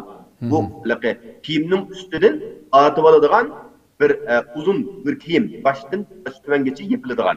Ya'ni mushu oyat tushgan vaqtida bizden böyle Kur'an-ı Kerim'e amel kılımız güçle hadis bilan birga amel qilish kerak uni. Chunki Qur'onning ruhi hadis. Hadis uni tushuntirib turadi. Hani shu vaqt bo'lgan vaqtida buni shuni tushungan ayollar, shu vaqtdagi sahabiy ayollar o'ziga ashu ba quldagi banasi eng sodda kiyimda, shu vaqtda qari kiyim. Shuni ekib hammasi beshiga atib chiqishgan. Shuni ba'zilar uni tasvirlab bular qog'ining nimasida hammasi ashta qo'pqarib turibdi deb uni tasvirlagan ahvollar bor. Endi undaq qanligi hech qachon vaqtda sen mushirani kelgan degan narsada unaqa tashabbus qilingan va hadisda uchratmaymiz. Ammo u sodda kiyim, oddiy sodda boshqalarni jalb qilib unda tortmaydigan, jalb qilmaydigan bilan bu qochgan. Shuni qilgan. Ammo bu boshqa musulmonlarningki nimasida shundaqla qabul qilinmagan. Bu maqsad bu yerda birinchisi avratni yopish, yo'gashga tegishli bo'lgan o'rin ayol kishi uchun bo'lganda, qo'l bilan yuzning boshqa yeri hammasi avrat yo'gash kerak degan buning farzligiga butun olimlar bunga o'rtaq. Andikin buni yüzünü yo'gashda texmi taqvolikni tanlab qilaman degan niyatda qilgan. Endi masalan buningda ironliklarning kiyimi qarasak, ular mana qari kiyim bilan butun qari bilan yo'gaydi. Masalan afg'onlarga qaraydigan bo'lsak, ular qara emas, ammo ularning butun boshini oqib butun yo'gaydi. Yuzining oldidan bitta bilan chumdak bir narsa qo'ygan bo'lmasa, hammasi butun yo'gilib. Ular mana shunda o'zining sharoitiga qarta ular yo'gab kelgan. Bu o'zining urf odatiga mos kelgan va o'zining xalqi qabul qilgan shaklda qilib kelgan. Demak, bu yerda bu butun yo'ginish masalasiga qarshi chiqishni o'zi bu yaxshi ish emas. Buni qilsak, uni hamma odam o'zi tanlagan yo'li bilan o'zi yaxshi ko'rgan, o'zining qalbi emin topgan narsadan qiladi. Buningga xuddi ham degandek, qiladiganlardan Alloh rozi bo'lsin, qilmaganlardan Alloh ularning o'zrisini qabul qilsin degan ma'noda. Ammo buni bir shaklga kiritish masalasida buningda bir o'rtaliq bo'lish kerak. Masalan, maxsus buni zodi qora rang bitti degan bir savol keldi, bunda emas. Sadda, oddiy sadda bo'lishi tashabbus. Hani bu ham meni bir narsada o'tib ketdi va buni men bir izoh berib qo'yaman, chunki bu bir yana xato tushuncha sababchimizin hijoblanmagan, o'zini yo'g'imigan hadis singillarimiz, hamshirlarimiz bor. Mesela Yevropada yaşayan bo'lsin, Turkiyada bo'lsin, metin ichida bo'lsin. Bularga biz ishimizni biz norozi degan. Bu noroziligimiz deganning ma'nosi biz ularni biz yomon ko'ramiz emas. Şu qarindoshlarimizningki o'sha hijobdan iborat bo'lgan diniy masalalarni tushunmay qolganligidan biz bearam ularga ish og'irtish. Başka muşula qarindoshlarimiz o'zimizningki dinni ko'rsatgan nimaga o'zining ham hijobi bilan ham o'zininki milliy kiyimi bilan o'zini mustaqilsa ham Allohning oldidami bir yaxshi bir musulmon bo'ladigan foydasi bor. Ham o'zininki milliy kimligini tunishdimi? Ya'ni bizning ota-bobomizdan, ana-momalarimizdan tortib yaqinqa tarixgacha bizniki qo'llanib kelgan hijob bilish bizniki urf-odatimiz singib ketgan bir narsa bo'lgan mashina bo'lsa, ular uchun ham o'zimizning kimligini tunutishda ham o'zimizniki bir kishilik yaxshi bir musulmon bo'lib, Allohningki rahmatiga erishishga bu yaxshi bo'ladi. Chunki musulmon bir yaxshi mu'min boshqalarningki bir xato yo'lda ketib ketishidan beyaram bo'ladi. Ansiraydi. Chunki bu mu'minlikning ifodasi. Shu payg'ambar alayhisalom ummati uchun yig'lab kechalari duo qilib ularning haqqiga o'tgan. Nima uchun? Chunki men mushularni tutqanmay qolib qolsam, bular xato yo'lda ketib Allohning g'azabiga uchrab qoladi. Men kishilarni do'zaxdan ularni qutqarish uchun men ularning peshiga esilib olaman. Ba'zilar hatto ashunda qilsam silkinib, o'zimning qo'limdan, mening qo'limdan bo'shinib chiqib, yana shu Allohning g'azabi tarafga qarab ketib, bu meni badbi aram qiladi degan payg'ambar. Amaliyotda mu'minning qayshi bo'lg'achqa bir musulmonning xato ketayotganini ko'rsa, albatta uningga ichi bearam bo'ladi. Uningga kuyinish yuzisidan uningda bearamchilik tabiiy bo'ladi. Albatta uningga duo qilish, uni chiroyli yo'l bilan uni yine shu haqqa chaqirish, da'vat qilish da ulug' ahli ilmlarningki, diniy olimlarningki majburiydi. Buni qilyotdi ham davom qilish kerak. Alloh albatta hammamizga hidoyat bersin, aql turg'ida nisb qilsin. degan bu duolar bilan biz xalqimizga shunday yaxshi tilaklar ko'p rahmat, Alloh rozi bo'lsin. Haqiqatan bu vaqtda bir yig'iz xo'sh Olimjon, yuqorida nayta yaxshi tushunchalarni berdi ustozlarimiz. Hamda bundan Xitoy foydalanib ketmayotgandi, boshqa kishi davlatlarga bizni yomon ko'rsatadigan bunda bir narsa chiqmayotgandi, da'vo qanchalik ziyni bor degan savol bo'ldi. Hamda bu yerda bu masala yaqinqi bir masala emas. Buningdan burun ya'ni mayli Amerika, mayli Kanada, mayli Gollandiya bir davlatlar Xitoyda soykırım yani bu kabul qilishdan burunmi bu ish batdi ve hatta Suriye'de DAEŞ'nin içinde başka yerlerde bizimki Şarkı Türkistanlık Uygurlar batdi ve hala oluşu mümkün yani badep bilimiz. Aşılarınki hemmisi şunu bilgen turukluk yine bizimki davaga yani Şarkı Türkistan halkıga Uygurlarga sahip çıkan asaslı Xitoy'daki Uygurlarga soykırım kılıvatıdı, katliam kılıvatıdı da bunu makulladı, bunu bilmeyi demez, bunu bilip durup şu devletler bunu nima kıldı, kabul kıldı yani şu kanunlarını. Ya itiraf kıldı. Bir yerdeki mesele yani bu ayallarınki kar kiyim giygen, yüzünü yöngen mesele emez bu. Yani bizim davamı bu ziyan birdiğen iş bu emez. Bir yerdeki asaslık ziyan birdiğen mesele özümüzden içimizge pitle basat tiriş meselesi. Yani onun için bir yerdeki meseleni doğru mülahizə kılış lazım. İkinci birisi mesela değil ki bunu yaxşı görmedi. Bunların kiyinişini, bunların yürüyüş türüşünü, bunları yaxşı görmegen ya garip devletleri ya sizin adamla manda kiyinip de ya falan yerdiyken digen takdirdi mi o? Yani siyaset digen bir zeka, bir huşşarlık ile kıldıgan nerse şunda deyiş lazım. Zaten elde kilovatımız. Xitay'nın bisimi bulanı Suriye'ye yollattı, bulanı hoşunda koydu dep biz bununki günahını, bununki bu şahalet ekip koyganını Xitay'da biz bayan kılvatımız bunun da hiçbir nemi yok.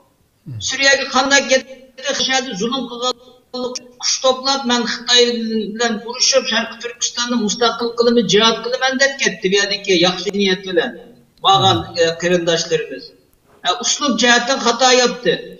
Yani bir yerde siyasetçilerge kalan mesele yüzünden halkı bilen tekişip, yüzünden halkı bilen ki kıymet karaşlarına gep itip, yüzünden ki kıymet karaşları bilen sokuş emez.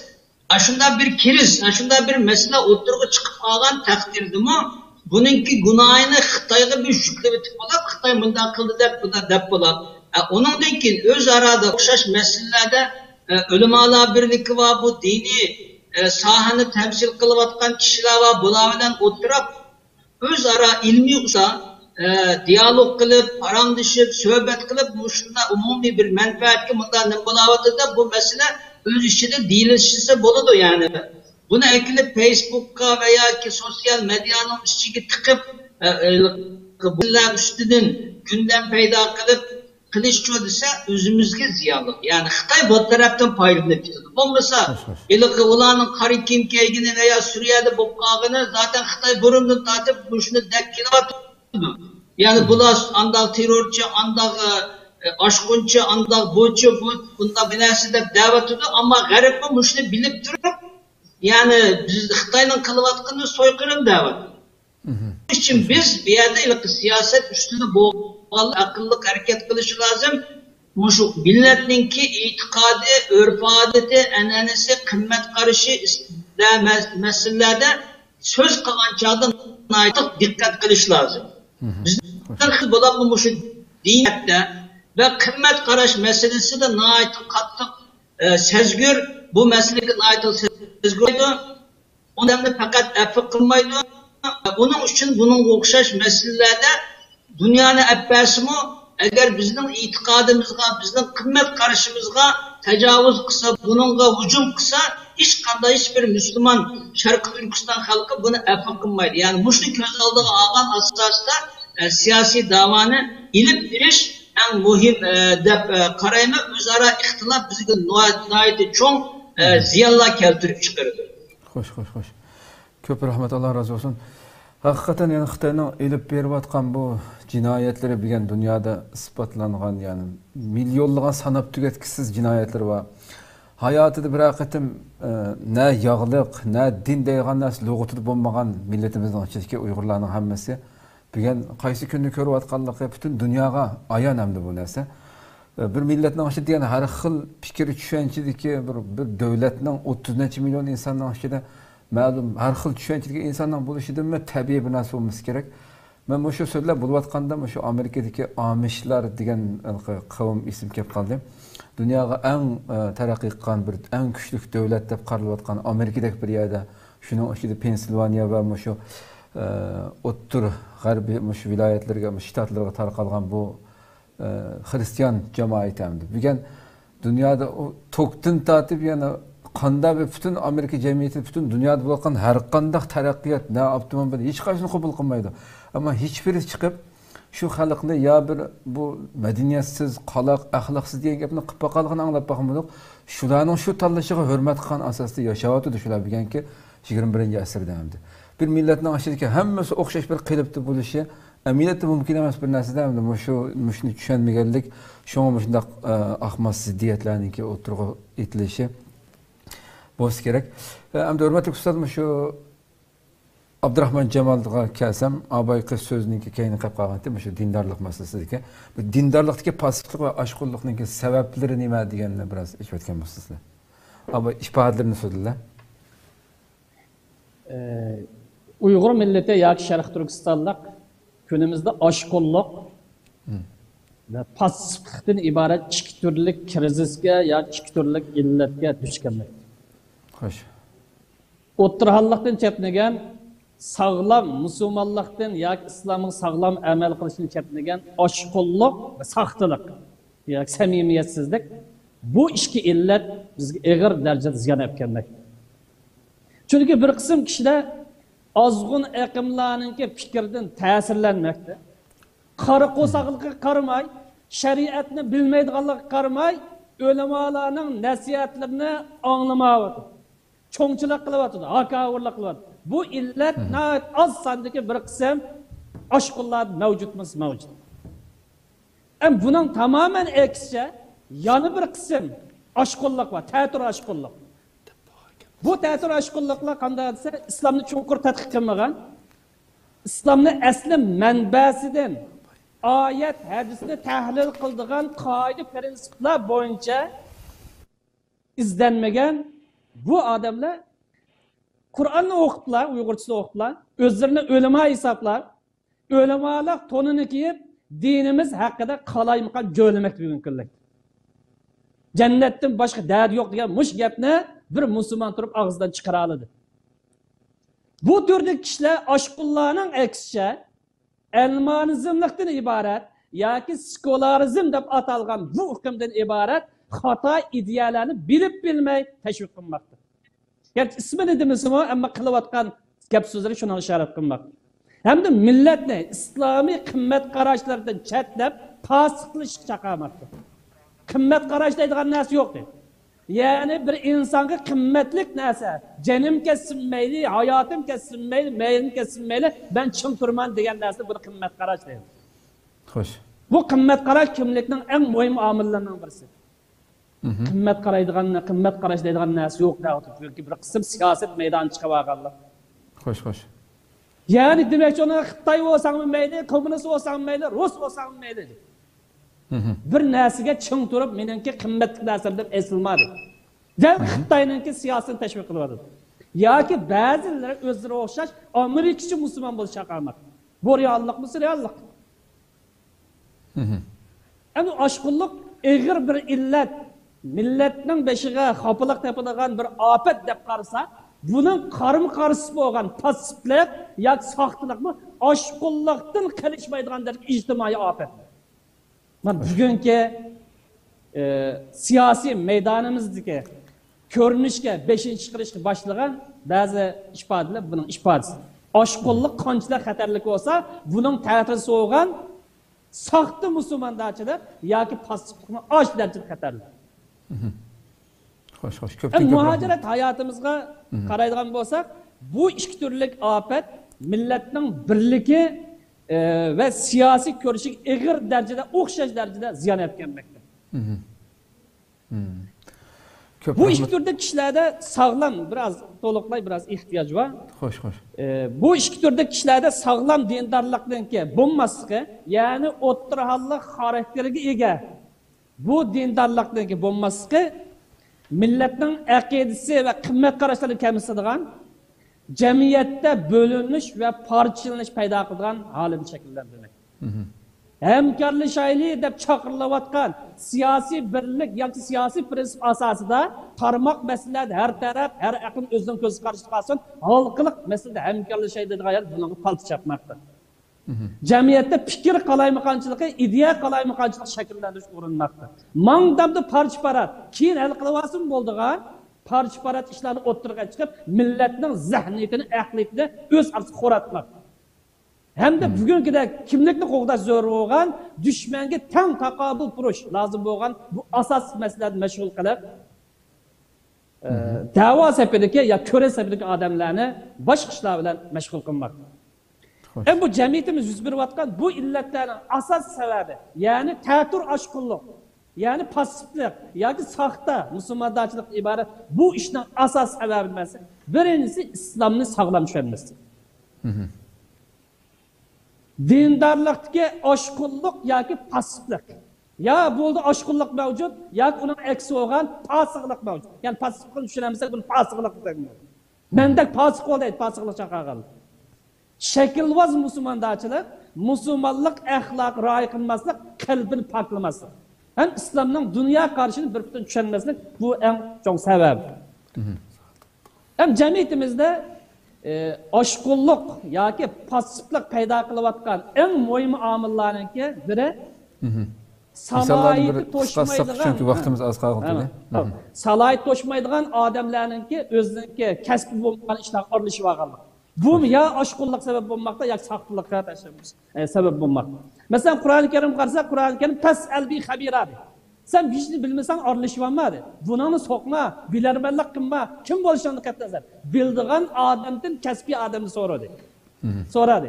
Bu oyatga asosan tabiiy fandan xabari yo'q bir o'lama, tabiiy fan sohasiga buni aralashib olmay, shu soatga kasbiy odamdan so'rab chiqishga to'g'ri ish qilgan bo'ldi. Shuningdek, tabiiy fan sohasidagi mutaxassis shaxslar İslamның prinsipleri, İslamның dünya karşı, İslamның ko'rsatmalariga o'xshash bu tushunmagan yoki o'zlari bilmagan ya Qur'onning Uyg'urcha his qilmagan bu masalada o'limoliq to'nini kiyib olmay, xato masalalarni o'tirg'a chiqib millatni qaymoqtirmay o'limalardan so'rab ish qilsa, u da to'g'ri ish qilgan bu. To'g'ri o'lchammish shu. Shundan bu yerda dindorlik nuqtasidan oshqullik paydo qilganlar kim bo'lishiga qat'iy nazar bilarmanlik qilib o'zlarining haddini bilib bilmay o'limalardan o'zlarining haddini bilib o'limalardan so'rab ish qilgan bo'lsa bular ezib ketmagan bo'ladi, xato yo'l bosmagan bo'ladi. Shuningdek shakli dindorlik to'niq kirib olganlar kim bo'lishidan qat'iy nazar bilarmanlik qilmay o'zining haddini, salohiyatini, kasbini bilib o'limalardan maslahat so'rab, "Ma ishni men demakchi, bu masala siyosiy da'voga, siyosiy ko'ra ziyonliqmi qandaq, mush masalani hal qilib olsak bo'ldi" deb o'zi g'achchilar maydonchi mollalik yoki o'limalar qilmay so'rab chiqgan bo'lsa, bu masala joyi tushgan bo'ladi. U vaqtida ularni saxtalikdan yo shaklvozlikdan saqlanib qolgan bo'ladi. Demek bu İslam ko'rsatmalari pasif maydonda turgan vaqtida yoki islom prinsiplari chim turmagan vaqtida bu nima kelib chiqadi bo'lsa, ideyaviy jihatdan yoki axloqiy jihatdan va ijtimoiy illatdan nurg'un xavfsizliklarni keltirib chiqadi. Bugungi ideyaviy, axloqiy, ijtimoiy, siyosiy masalalarda ko'pligan xafalık yuz bergan bo'lsa, buning bir qismi yo oshqun pasifdan yoki saxta musulmontarchilikdan paydo bo'lmoqda. Xo'sh. Shunga sog'lom musulmon bo'laylik, işimiz birleşsin, siyasi görüşümüz rivojlansın desek, biz aşkınlıktan qutulaylik, onun ta'sirisi olgan pasiflikdan yoki saxtalikdan qutulib desem musulmon bo'laylik. Ko'pdan ko'p rahmat, Alloh razı olsun. Xo'sh, Mahmudjon domlam endi shu dindorlik Sharq Turkiston davosiga ziyon elib kelamdi deganini olaydi. Tabii halda yuqorida ustozlar o'tirib qo'yib o'tdi. Sharq Turkiston xalqi 1000 yildan ushuq islom kirib, islom qonun go'shtak hamma urf odat, hamma hayotiga singib ketgan, aralashib ketgan, buni ayirish mumkin bo'lmagan holatdagi bir xalq. Buni butun dunyodagi insonlar biladi. Butun dunyodagi insonlar bugun Sharq Turkistonda Uyg'ur musulmonlari izlayotdi. Uyg'urlar izlayotdi deb menimcha jiqadam bir narsa yozmaydi. Uyg'ur musulmonlari izlayotdi. Degan musulmon degan bu sifat ne? Billa qo'shib deydi. Billa qo'shib da'vatdir. To'g'ri. Shuning uchun bu masalada haliqi alohida ensirashning hojati yo'q. Ya'ni bizning musulmonligimiz yoki dindorligimiz shu da'voga ziyon yetkazamo deb bunda vahimaga tushib qolishning menimcha hech qanday o'rni yo'q. Chunki butun insoniyat buni biladi. Bizning musulmonligimizni biladi. Unda bo'lgandan keyin biz o'zimizning musulmonligimiz bilan da'vo qilishimiz lozim. Yo'q emas. Balkim Yevropada ancha-muncha islomni tashlagan, xristian bo'lgan Uyg'urlar yo'q emas, bor. Xo'sh. Lekin ularning bo'lishi bilan, Mavla xristian bo'pti deb u odam bir yo'g'adam bo'lib ketmadi. Xo'sh. Ya'ni Yevropadami? Biz haliqi bu siyosiy davoni dinga bog'lab qo'yish yoki dinning sababidan biz ba'zilar shuna gapni o'tirib qo'yapti. Musulmon bo'lmagan bo'lsak, bizga islomga chiqib eslimiz. Musulmon bo'lmagan bo'lsak, biz boshqa dinda bo'lgan bo'lsak, bizning masalamiz manda olib ketmasi mumkin. Bo'lmaydi. Manda holat qolmaydi degan fikrlarni o'tirib qo'yapti. Tibetlik qaraylar. Tibetlik musulmon emas aynan. Butparast. Bunun hali alayda yaxshi bo'lib ketdimi masalan? Ular bir mustaqil bo'lib ketdimi? Ya Xitoy ularga bir haqlarini berdimi? Da bergani yo'q. Yani uni butparast bo'lsa-mu, Xitoy yani shu o'xshash zulmni salvatdir shularga. Va undan boshqa nurg'un masalalarda shunda. Unda bo'lgandan keyin bu yerda xuddi biz musulmon bo'lib qolganligimiz bu masalani hal bo'lmaslikdagi bir sababdak. Manda tushunib qolish, dunyoni tushunmaganlik, siyosatni tushunmaganlik. Siyosat degan manfaat qara harakat qiladi. Har qanday davlat, xususan g'arb davlatlari va sharqdagi davlatlar. Masalan, g'arb davlatlari biz musulmon bo'lsak-mu, bugungi manfaati Xitoy bilan iqtisodiy, siyosiy, askariy har tarafdan qattiq bir baslashish. Agar Xitoyni haddi to'g'izmasa, ma'lum vaqtdan keyin bulardan eshib ketish bir xavfi bo'lg'achqa, biz musulmon bo'lsakmi, Mavla musulmonken buluğa yardım qilmay o'ltirlar demay, hem insonligi, hem menfaat, siyosiy menfaat birlashgan bo'lg'achqa Xitoy qarshi turyapti. Xo'sh. İslam davlatlaricha buning aksida musulmon turib, o'zining siyosiy, iqtisodiy menfaatini deb Xitoy bilan musulmon xalqi biz bilan birga turayotgan bo'lsa-mu, lekin davlatlar, hukumat bo'la sufti bilan biz bilan bir turmayapti. Xalqaro sahada, maydonda Xitoy bilan birga turayapti. Xo'sh. Shuning uchun bu masalani alohida kallaga ekirib olmaslik lozim. Bu yerda andin dindorlik Sharq Turkiston davosiga ziyonliqmi degan masalada birinchi bo'lib keskin qilib deyalaymiz-ki, bu ziyonliq emas. Lekin shuning bilan birga hammamiz sagak muomala qilish tegishli bir nuqta nima desa, oshqulluq, ya'ni haddidan ziyoda men dindartim deb men ummatchitim degan quruq da'vo bilan yoki men ummatchitim degan da'vo bilan mening millatim bilan korim yo'q. Allah Qur'oni Karimda Xitoy deb yo'qkan. Ayda gapini anladık hamda biz. Vatanda ayda adamlar bulab diken. Nagvası Yahudi bilan Nasaran deydi ekan, dinning düşmanı deb. Xitoy deb yo'qkan degandek bunda qalaymi ham fikrlar. Yoki bo'lmasa düşmanı Xitoy turib, ziminni besib olgan, dinini, o'zininki ot-sing'illarini hamma narsani dafsanda qilayotgan Xitoy tursa, yana Xitoyni mening birdan bir düşmanım deb turmay, bütün dünyadaki başka ya Hristiyanlığı ya başka dindeki insanların ma düşmanım deb mavlula urush qilaman deydigan bunda iddiy kirib olish. Oshqun degan mushu qalpoqni kiyib qolganligini o'zi e'tirof qilmay, Sharq Turkiston davosiga ma gapni qilsangiz ya ma ishni qilsangiz hech qanday foydasi yo'q, balki zinva desa, buningga hech qanday e'tibor bermay, yana masalan Yevropa bilan ya uning bilan buning bilan jidallashiman deydigan iddiada bo'lib qolish, bularning hammasi ziyonliq bizning da'voyimizga. Xo'sh.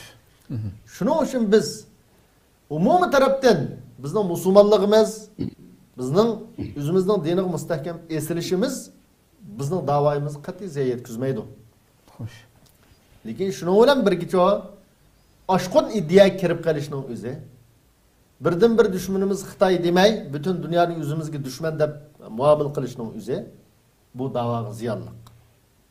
Shuning uchun biz xalqimizdan buni bo'lib muomala qilishni umid qilamiz va shundaqla bütün dunyodagi hamma odamga deymiz, biz deb kelyapmiz. Xo'sh, xo'sh. Ya biz gapni yaxshi tushunmayapmiz bizning nurg'un insonlarimiz. Biz Uyg'urligimiz bilan faxrlarimiz yuqorida mustazil dedi. Bu yerda Uyg'urlik bilan dindorlikni suqastilash yoki Uyg'urlik bu din bilan ziddi deb bunda o'tirib qo'yishning o'zi da'voga eng ziyonli masala ma'lum.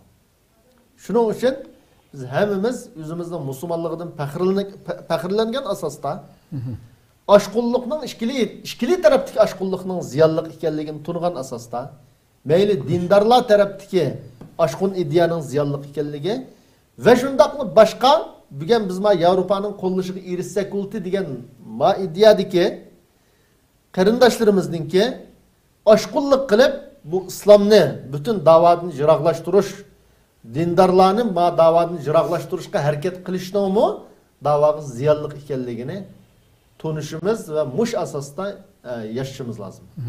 Çok rahat. Xo'sh, doktor Alimjon, endi siz Sharq Turkiston Ulamolar birligining fatvo bo'limi raisi, shunaqla universitetimi shu diniy sohada o'quvchilarni tarbiyalayapsiz, dars beryapsiz. Diniy sohada ta'lim olmaganlarning diniy masalalarda so'z qilishi to'g'rimi sizga? Hatta bu masala o'tirganda shu talash tortishlardimi? Ulamolar mesela dinni monopol qilolmaysizlar. Unda bir haq sizlarga qarab qolgan ish yo'q degandek kulkilik masalalarmi o'tirib qo'yilgan bo'ldi. Siz nima anglasak bunun javobini? Ben bunu deyishdan burun Mahmudjon domollamniki şu dindarlık Şarkı Türkistan davasıga foydaliqmi ziyonliqmi masalasiga bir ig'iz gap qilib qo'yay. Xo'sh. Dindarlık Şarkı Türk xalqiga ve Şarkı Türkistan davasıga her zaman foydaliq. Bir Müslüman bo'lishimiz bilan dünya ve ahiretimiz için faydalı. Yani biz dünyada yaşap ketmeyimiz, ahiretimiz var. Onun için bir Müslümanınki dindar oluşu, onunki cennetke kirişininki sebebi. Birisi Xitay kafir. Biz Şarkı Türkistan halkı Uygurlar %100 Müslüman. Biz bir kafirge karşı hareket edip bir vatimiz. Belki bizge Şarkı Türkistan kollab petmisi bilen sunulmaslığı mümkün. Vakti kelgen çağda aşı ölsem şehit, kalsam gazi deydigan mücaga aşı imani, itikadi asasıdan aşı Xitayga karşı can ilan kılalaydigan imanlık, güçlü Müslüman lazım. Yani bu cihette itikan çağda mı dindarlık Türkistan davasıga yani en mühim yani bununki can damarı deyişke buludu yani bunu. Yani bu şekilde düşünüş lazım. Hem de bu dini cihette malum seviyeye kemigellerninki dini meselelerde hüküm bayan kılışı, fetva bilişi doğru mu diyen sualını kelsek şimdi din Cenab-ı Allah Subhanahu ve Taala'nın bunu Cenab-ı Allah Peygamber aleyhissalatu vesselam bilen sahabelerge onun dinki varlık Müslümanlığa bu şekilde ulaşırlık. Kur'an-ı Kerim ve Peygamber aleyhissalatu vesselam'ınki hadisinin ibaret İslamiyet'inki iki asası var.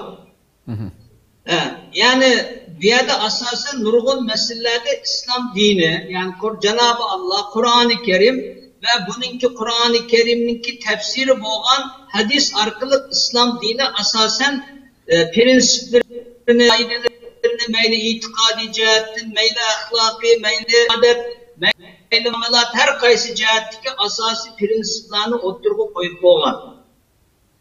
Hem de bir mesele üstüde hüküm bayan kılış yani fetva biriş diyen gelsek bir yerde fetva biriş diyen mesele tamamen Cenab-ı Allah'a ait olan bir mesele. Kur'an-ı Kerim'deki nurgun ayet yestûnek kulillahu yuftikum deydir.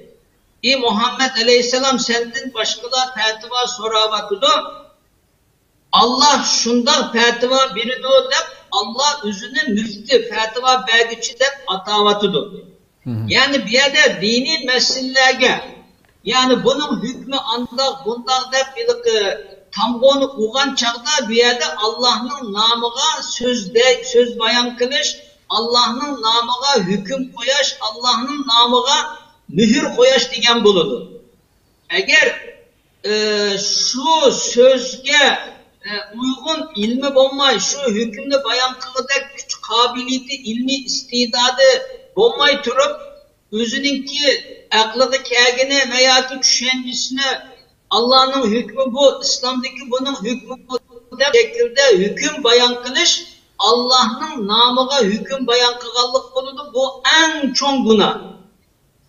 Hatta Kur'an ve Peygamber aleyhissalatu vesselam hadiste ecra'ukum alel fetva ecra'u alen nar. Silaninki fetva birişki cüret kılınırlar, cehennemge cüret yani devzahki cüret kılınırlar deyip şundak diyen. Ve İslam ümmeti, Müslümanlar ta sahanın tatip, fetva yani dini meseleleri bir iş doğrusu da sahabilamı naiti kattık çekinetti, kattık üzünü tatattı. Ama mesele nime dese, ben bu meseleninki hükmünü toluk okumaydıkken ben buna Peygamber aleyhisselam bilen her zaman bilip olan, Kur'an-ı Kerim'ni en yakşı bildiğin, Peygamber aleyhisselamın hayatını ve onun ruhunu, dinin ruhunu en yakşı bildiğin Abdullah İbni Mesud radıyallahu anh'a sahabelerden soranlardan şülerge buyurup koydu. Yani ola özü halıgan boyunca ya bir hadisni ügünü bilip ya ki bombası Kur'an-ı Kerim bombası yadı biliyordu. Ama yadı bilgenlik bilen o hem de meselini bilgenlik diyen mana çıkmaydı.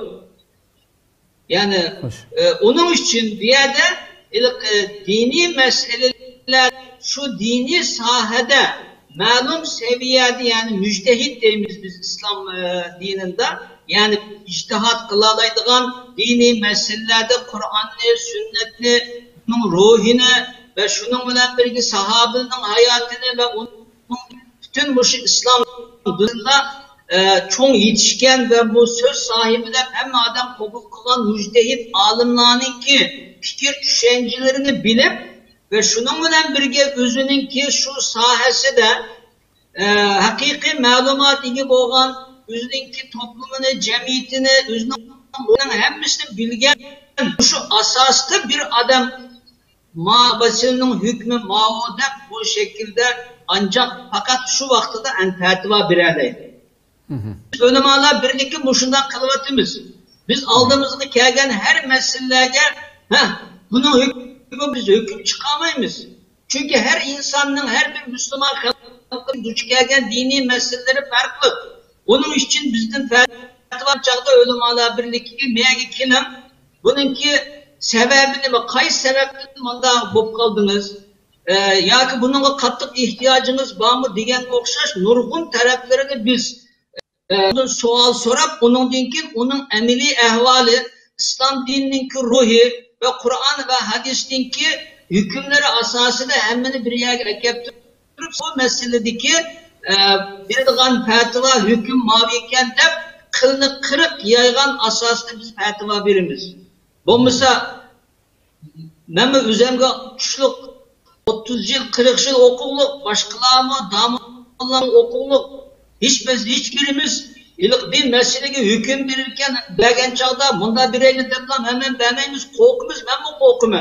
Eğer bu belgen fetva Allah'ın muradına İslam'ın ruhuna uygun olmuşsa o çağda Peygamber Aleyhisselam'ın hadisi boyunca yüzümüzde devzaklı görüşürüz.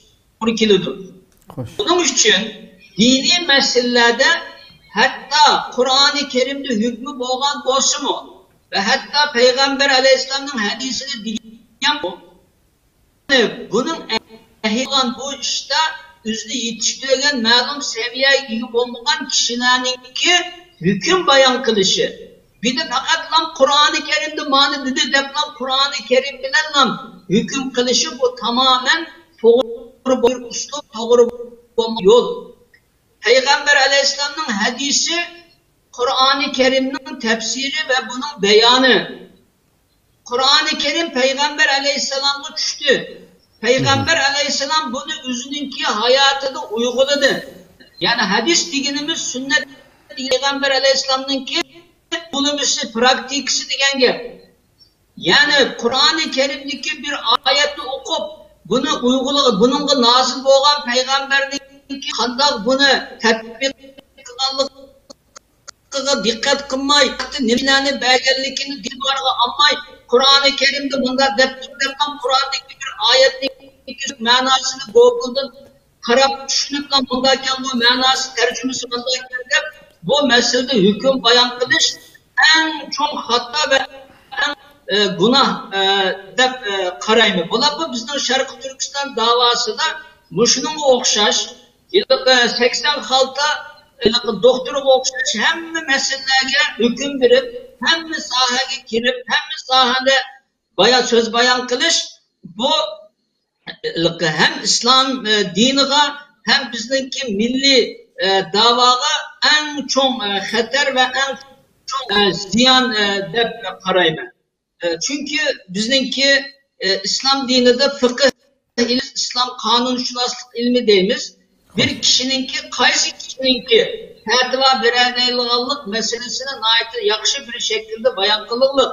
Hatta Kur'an-ı Kerim yetmeydi. Kur'an'ın kim sünnet lazım, sünnetinden bir sahabilerin bunu kılanda Peygamber Aleyhisselam bir peygamber. Belki peygamber bundan kılgan buluşu mümkün. Peygamberge has bazı hükümler boğan buluşu mümkün. Sahabeler bizge okşaş normal insan boğan dinkin Bular bu hükümni qanday tatbiq qildi, bunun qanday amal qildi, bunu ko'rish lozim. Bundan keyin her muhitdagi, her coğrafyadaki Müslümanlar tarihte bu ayetning hükmünü qanday tatbiq qildi degan fiqhiy ma'lumotlarga bununla qarashlar. Yani Kur'an-ı Kerim'nin içinde itikat meselesi var, ahlak meselesi var, ibadet meselesi, tarih, İslam tarihi var, Adem Aleyhisselam'dan peygamberimiz gelgen bütün peygamberler tarihi var. Onun okşayan nurgun meseleler var. Yani şimdi bu Kur'an-ı Kerim'in kolunu ilip bunun içindeki bir ayetle mavi mundaktı ya rakallikliyle bu bundaktı da bu şekilde aşı sahada mütehassis bulmayı hüküm bayan kılış Allah'a çaplanan bir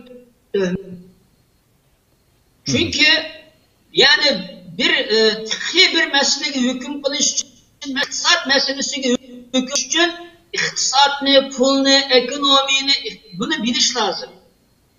Fakat bir iktisat bilişi lazım yetmeydi o hazırki vaziyette. Ekonomi var. Bu pul deydiğen nersi var. Pul degen ki nurgun fiyat hazır. Bitcoin degen okşaş nurgun mesele.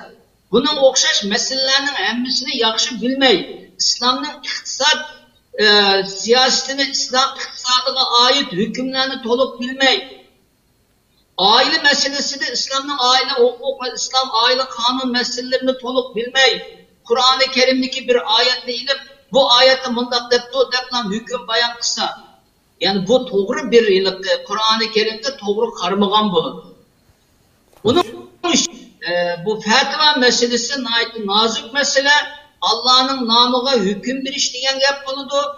Hatta Peygamber Aleyhisselam aşı müjdehit olarak İctihat kılgan bolsa, hata ketken bolsa, bununla iki sevap, eğer müjdehitlik yani fetva biri salahiyeti bulmay turup, fetva bergen, doğru fetva bergen bolsa mı, doğru bolsa mı, bununla bir günah yüzlüdür. Çünkü üzerine hava hevesi, üzerinki kalagan düşüncesi boyunca hüküm çıkarganlık içinde Peygamber Aleyhisselam buna ağalandı oğan. Onun için, bular bizden Şarkı Türkistan, bu şu dava sipide Şarkı Türkistan halk içinde biz hakikaten yakşı dindar insanlar, Müslüman yakşı insanlar biz. Hem dini mesele diyendikin hem adam bu yerde tik durudu. Onun için fetva meselelerde yani dinle alet kılıp halıgan şeklinde fetva verip hem meseleye Kur'an'da mani depti, hadis'te mani depti dep onunki fikri hükmü meselelerini toluk bilmeyi fetva bir iş, buna bu salayeti toşmagan adamlarınki fetva bir işi hem Müslümanlarınki, Şarkı Türkistan Uygur Müslümanlarınki umumi menfaati ve Şarkı Türkistan davası için intayın xatarlik deb qarayman. Onun için bu meselelerde hem dikkat kılış lazım. Fetva meselesi Allah'ın namıga hüküm bayan kılış diyen buludu. Salahiyeti olmayan hiçbir adam bu meselede hüküm bayan kılmaslığı, söz kılmaslığı lazım. Kur'an-ı Kerim'de her yerde fetva veriyor. Ne deydi? Amenu ve amilus salihat. İman keltirin ve emel kılın deydi. Allah'ın bizden emel kılış. Fetva meselesi o ayrım bir mesele için dini sahada toluk malumatı bulmayan o işte mütehassiz bulmayanlarınki fetva ve dini hüküm meselelerinde dikkat kılışı lazım. Bu hem özümüzün İslami hayatımız ve hem Şarkı Türkistan davası için pek mühim de qarayman. Hoş. Çok köp rahmet. Nayet güzel içip berdiniz. Müşahedem belki bu qo'shib kerak bo'lsa kerak shu faqatlam fatvo berish masalasi emas, diniy sohada bo'lmagan kishilarningki normal masalan diniy kitob o'qib yoki hadis o'qib yo Qur'onni o'qib tushungan narsasini inson men o'qisam boshqa tushunmayman, birisi o'qisa boshqa tushundi masalan nurg'unlagan tarjima kitob u bu narsani. Ya'ni ma'lum bir mazmun dinning ichidagi ma'lum bir mazmunni o'zining kallasida tushunganini mushunda o'xshaydi deb tashviq qilishdan burun eng oz bo'lganda hech bo'lmasa agar diniy sohada bo'lmagan bir kishi bo'lsa, sizlardek ulamolarımizga men faloni kitobni o'qib, men dinning ma'lum sohasida men shu narsani tushundim, buni tashviq qilsam bo'lamdi. Men bunday tushunib, men bir narsa yozmoqchiman va bir narsa sizmoqchiman deb hech bo'lmasa sohadagi kishilardan, shuning mutaxassislaridan so'rashi insofning jumlasidan bo'lsa kerak. Her insan Ya şunu mu deb qo'yay, fatva mesela fatva bergan bo'lsa-mu, masalan, salohiyati to'shmagan odamni fatva bergan bo'lsa, fatva so'rag'uchining uningga amal qilishi to'g'ri emas. Zaten o ilkim dini kitaplarını ya tercüme kılgan ya ki manga okşaş kişilerin yazgan kitaplarını okup din hoş okşaydı da yani belki bir üzemdeki yaşayan muhit, üzemdeki ağlan fikri düşünce boyunca yazgan buluşu mümkün. Yani onun için bunun okşaş bazı düşünce asasını kitap dinin özünü teşkil kılmaydı. Bunun için bir yerde İslam dininde muteber deydiğen muhim kitaplar var. Yani Kur'an ve sünnetin sırtında asasında hüküm bayan kılıngan kitaplar var. Şunu biz mesela bizden fatva sorulan için ekilip Kur'an'da mandatlıken hadiste dedim uçuk hükmü bulmagan olsa bunda tevil arkalık bilgen gepni biz bunda depti dedim hüküm vermeyimiz ölüm alabı. Kur'an'da karayımız onun dinkin Peygamber Aleyhisselam'ın sünneti uygulu tetbikatı karayımız onun dinkin müteber olan tört mezhep bu mesele üstü de. Yani sahabalı kandal tetbik kıptı bunu. Onun dinkinki Müslüman ümmet kandal tetbik kıptı, kandal uygulaptı. Kandal izilipti. Onun hemmisini biz bir körüvetip onun dinkin o şahsınki emeli ehvalini dikkat itibarı attırıp bu hüküm fakat sizge ait. Onun bu hükümde başkalığı çıkıp mamesinin hükmü mavi yaymam fakat bu sizge bilgiler biz maaşa girdi birimiz. Hoş. Yani şimdi o zaten dini sahada okumagan veya dini sahada malum bir nimege igi olmaganlarının ki ilk garipte veya rüyada o kadar cıkkenciler var. Müsteşrik fikirler var. O kadar İslam olsun ağaç, çıraylık, felsefi nait okta yüzüklik. Yani bunların hiçbirisi İslam'ın özüge vekillik kılanmaydı. Onun içinde ağan malumat, onun içinde verilgen malumat fakat yazgıçıga ait. Yani umumi Müslümanlığı kalgan nersi nime dese emel kılış. Fatva bir işemez olanın vazifesi. Emel kılış. Allah bizden şengenini özden hayatı yaşar. Hoş. Ertesi o ayrımdır mesela bununla nait kattık kılıktı. Dikkat ve sezgür buluşlar. Hakikaten çok çakılgan mesele Allah'ın namidin gap qilish, imza qo'yish degandek bu masala bunu so'zlashdan burun 100 qatim, 1000 qatim o'ylash kerak bo'lgan masala. Bu hargiz fikr erkinligi yoki so'z erkinligi bilan aloqasi yo'q bir masala ekanligi aniqlangan bo'ldi. Hurmatli ustad Abdussalom Alim, amma shu navbatdagi talash tortishlarni ijtimoiy shu taratqular orqali hal qilg'ili bo'lamdi. Programımızın vakti aziyip kaldı. Kısa cevap alsam ahırda. Bunun cevabı nayet addi bunu biz yüzümüzün reallığı görsek buludu. Şu yakınki bir neçe gün, bir neçe hafta içinde şu ictimai taratqularda ortaya çıkan meseleler zaten bizlerge qanchalik foyda olib keldi. Foyda olib keldimi, ziyon olib keldimi? Bu nimalarga sababchi bo'ldi? Nima g'ulg'ularni qo'zg'adi? Xalqimizda qanchalik beyaram qildi? Buni qarasak, bunun hech qanday foyda kelmaganligini bilamiz. Ammo biz buni foydaga aylantıra alaydigan bir tarafı nima desa, shuningki orqasidan o'xshamagan shaklda, shunga o'xshagan suhbatlar, ilmiy munozaralar, muhokamalar bo'lish orqali bir ishninki tigi taktini tushunishga bir fursat yaratildi.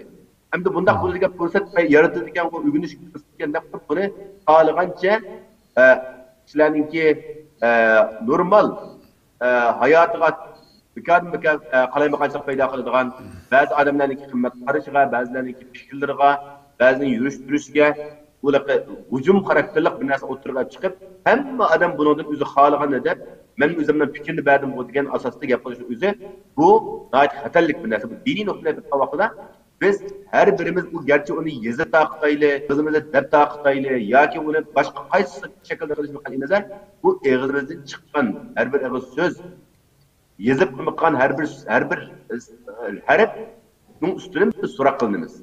Çünkü bilinmeli kılmaslık gerek. Şimdi yukarıda bu fatva meselesi mi? Doktor Alimcan Allah'a nait yakşı düşünce verdi.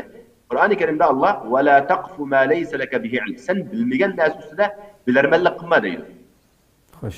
Bazıları üstüne bilmesi mi? Ben şu katada bu grubun içinde ben boğandaki benim bir kız avazım çıksın, benim namım çıksın, benim bir nes deptüdüsün.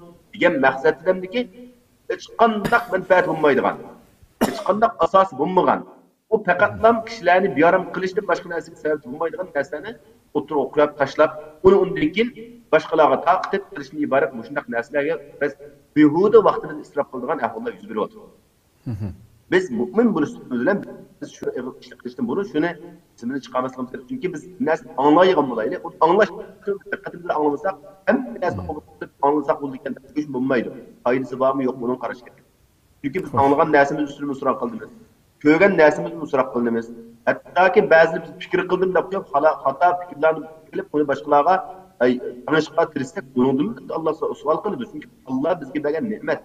Her qandaq bir ne'matni inson o'z joyida, o'z joyiga ishlatmasa, u uning ziyniga kiradi. Haq ko'z bilan haqni ko'rishimiz kerak, quloq bilan haqni anglashimiz kerak, til bilan haqni so'zlashimiz kerak. Agar buni qilmasak, sukutda turishimiz kerak. Shunga payg'ambar alayhisolatu vasallamningki bizlarga qoldirgan go'zal nasihatlarning ichida, agar sen Allohga va qiyomat kuniga haqiqiy ishonsang, to'g'ri so'zlasanglar, yaxshilik bo'lsin, yaxshilik chiqsin og'zingdan. Agar uni qilmasan, jim bo'l deydi. Yig'zini yeb ol deydi. Fal yasmu. Man kana yu'minu billahi wal yawmil akhir falyaqul khayran aw liyasmut. Shunga sukut qilish bu ba'zida nurg'un insonni xatolikdan saqlab qoladi, fitnaga sababchi qilishni asrab qoladi. Mening niyatim undaqda, bundaqda deyishlar bir odam aqlayolmaydi. Behuda so'zni qilib bir shu orqali bir fitna paydo qildimi, u shu fitnaning ta'siri bo'lganga qadar u odam shunga mas'ul. Şunun üstüne hemmesi so'roq qiladi. Xuddi bir odam bir yaxshilikni qilsa, uni yaxshiligidan boshqalar foydalanib, boshqalar u yaxshilikni o'rganib, u taxmi tanilgan sari, o'sha qilgan yaxshiliqninki mukofoti unga doim uzilmay, hatto tugib ketgandan keyinmi, unga davom qilib sadaqa joriy bo'lib ketganga o'xshash bir xatolik, bir xato so'z, bir fitnaga sababchi bo'lishning o'zini shunga o'xshash yomon ahvol ekan. Amishlik to'xtasak menimcha, bu yetarli. Bu albatta har bir odam diqqat qiladigan. Hani bu Allah'ın bizga bergan in'omlardan birisi, o'sha ijtimoiy uchur vositalari. Mana biz bu suhbatda hozir dunyoning hamma yeri boshqa o'xshamagan yerlarda turib, o'xshamagan yerda biz bu aloqa kurishyapmiz. Biz buni to'g'ri ishlasak, xalqimiz to'g'ri foydalansa nima degan go'zal. Buni biz ne'mat deb tunuymiz. Ammo biz buni o'zimning xalqini devoladigan yoki o'zimning nomini o'ttirib tashlab o'zimni bir shuhrat qozonib oladigan degan mandaq maqsadda o'ttirishsa, bu faqat jinoyat va gunohdan boshqa hech narsa emas. Alloh bunday qilishini saqlasin. Muşun kendiki bir fikir tushuncha qalaymi qanchaliqlarga qanday xotim belgili bo'ldi deganga mi agar hadisi javob bersa oxirida ikki savolim qolib qoldi. Buning xotim berishini yubayam degandek, agar sendan yaxshilar chiqmasa, mening og'zimdan boshqa yaxshilar kelmasa, jim to'g'rim yaxshi ekan degan shu tushuncha kelsa, nurg'un fitnalarni bisvog'il bo'ldi. Lekin fitna degan bir xutib qo'yilgan, Alloh yaxshi ko'rmaydigan, buning uyg'unib qilishini Alloh yaxshi ko'rmaydigan bir narsa. Buning biz shu Dışarı seyahatçılık kılışın ise bu intayin xatarlik bir iş. Ama bunu en yaxşısı biz her bir işimizde yüzümüz iyi oluşumuz. Bunu mu bizge nispeten, bizden hazırlık vaziyetimizge nispeten, davayı nispeten efetka vaxtda, bizden vaxtimizden behude israf ketişi. Bizden enerjimizdenki, bizden halkımızdenki tutuluşuğa ziyan ekiladigan, bunun payda ekenmeyden işlerine bunun enerjimizden zayi kılınıp ketişi, bu bekçon, hata iş, cinayet, biz hazırki vaqtda nima qilishimiz kerak? Bizning sonimiz az, kuchimiz az. Biz nurg'un taqa o'g'ilishga tegishli ishlarimiz ko'p. Bunda holatda biz bu usul vositalar bo'lsin, bu qaysi shakldagi bir-birimizga aloqa qilgan narsa, buni biz bir-birimizga yaqinlashish, bir-birimizniki o'rtaq bo'lgan maqsadda bir-birimizni qo'llash, yetaklash, buni o'zaro taraqqiy qildirish uchun ishlatishimiz kerak. Boshqalar, davlati bo'lganlar, xotirjam yashayotganlar, sadece o'zining misli joyiga ketayotgan odamlar buni o'yin tomoshaga aylantirib qilib o'ynasak bo'laga bo'ladi. Shularga mu to'g'ri emas. Ammo bizga nisbatan bu bir jinoyat. Biz buni to'g'ri iste'mol qilmasak, bu jinoyat. Buning uchun qaytagan pulimiz bizga harom bo'ladi. Buning uchun sarf qilgan bizning vaqtimiz bu harom, o'zimizga uni isrof qilgan pulimiz, energiyamiz bu o'zimizga qarshi bu jinoyat sodir qilgan pulimiz. Va bunga yana qayta Allah xuddi her bir nimetni sual qilaman degan o'sha nuqtani esimizdan chiqarmasdan biz bu qalaymoqanchilikqa xotim bir yo'lda biz hamma odam o'zininki bir kishilik insonlik mas'uliyatini to'g'ri tunisa, ikkinchisi Sharq Turkistonlik bir kishi bo'lish bilan o'zining nima qilsa bo'ladiganligi, nima qilsa bo'lmaydiganligini yaxshi bilib harakat qilsa, bilib so'zlasa, bu orqali biz bunga xotimaga. Bundan keyin her adamninki o'zining atrofida ozdir ko'pdir, uning gapini anglaydigan odamlar bor. Xo'sh. Mesela biz ya bir teşkili buludu, ya ki bir cemaat buludu, yaşayan rayondaki adamlar buludu. Oy mening gapimni xalqim atrofdagi bak qo'llab ketdi deb, shuningdan o'ziga bir xil riyogarlik paydo qilib, xushallanib, buni ko'tarib chiqib, maydonga chiqib, o'zini ko'z qilishni o'zi bu bir ahmoqlarlikdan boshqa. Xo'sh. Biz bundaq o'zimizni behuda ahmoq qiladigan ishlardan hazar elishimiz kerak. Xo'sh. Ko'pdan ko'p rahmat. Oxirida shu bir qancha kun burun birlik tarafidan e'lon qilingan bayonotdagi bir ikki og'iz so'zlar xato tushunildi. Bu xato tushunish bilanla qolmay, hamda ijtimoiy uchur vositalarida o'limalarga umumyuzlik hujumi boshlandi. Albatta qalbida g'um saqlab yurganlar buni xili bir yerga oladi hamda. Shu haqda bo'lib shu islamofobiya bilan shu Uyg'urlikni islomdan ustun ko'rish degan masalaga jiqroq taqilib olgan masala bor.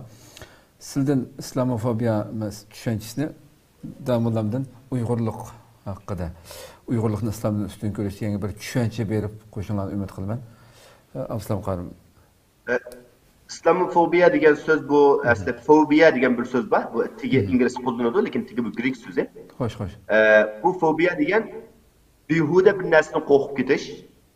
Bir narsani balki mushundan menga ziyon kelib qolarmiki deb, buni bir mantiqsiz yoki uningki asosi bor yo yo'q, bunga diqqat qilmasinlar, bu cho'chib ketishlar yo'q bizcha, yoki bir vahimaga kirib qolish degan ma'no bildiradi. İslamofobiya degan islomdan qo'rqib ketish yoki boshqalarni islomdan yiroqlashtirish uchun hozir Yevropa g'arb ellarida qo'llanayotgan narsa, islomning ma'lum nuqtalarini, ma'lum masalalarini olib chiqib turib, mana bu islom degan mushunda, masalan İslam dininde ayollarning huquqiga tecavüz qilinadi.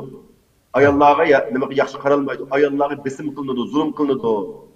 Deb undan keyin shu hijobni keladi mesela. Misol qilib-da, qaranglar, shu erlar ayollarga yaqliq shunda hijob chekishni majburlaydi, tangadi. Bularning o'sha uchiq yo'lda xotirjam, rohat boshqalarga o'xshab yashashni bular tutadi. Mana islom diniga shundaq deyil.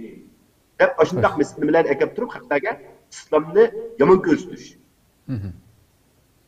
Bu yoki o'zininki ko'z qarashini yuqori qilish uchun qarish tarafni pashpalab uni yiqitish uchun qo'llanadigan bu shunday bir o'yinlar bor, suiqasdlar. İslamga qarshi qilingan suiqasdlar. Ya'ni bu islamofobiya degan so'z bizningki bu bayonot deyilgan vaqtida bu biz islomga dushmanlik qilding emas, sen aşılarga o'xshash ma shakldagi yo'llarga minib qolsan, chataq chiqadi. Sen buni islomga qo'g'ab ketgan narsa boshqalar desa bo'ldi, lekin biz nima qilamiz buni? Biz o'zimizni musulmon deb turib, bu xildagi narsalarni biz o'tirib chiqaramiz. Yoki biz musulmon dindor bo'lib ketish, yoki kishilar ayollarimizning, hamshirarimizning mal kiyinib ketishi bu qo'rqinch bir narsa, bir vahima, hep kishilarning qalbiga vahima paydo qilishdan iborat narsa bo'lg'achqa, ma shaklda masalan bu islomdan qo'rqib ketish, uduqib ketish yoki vahima selish boshqalarga, bu asli to'g'ri narsa emas.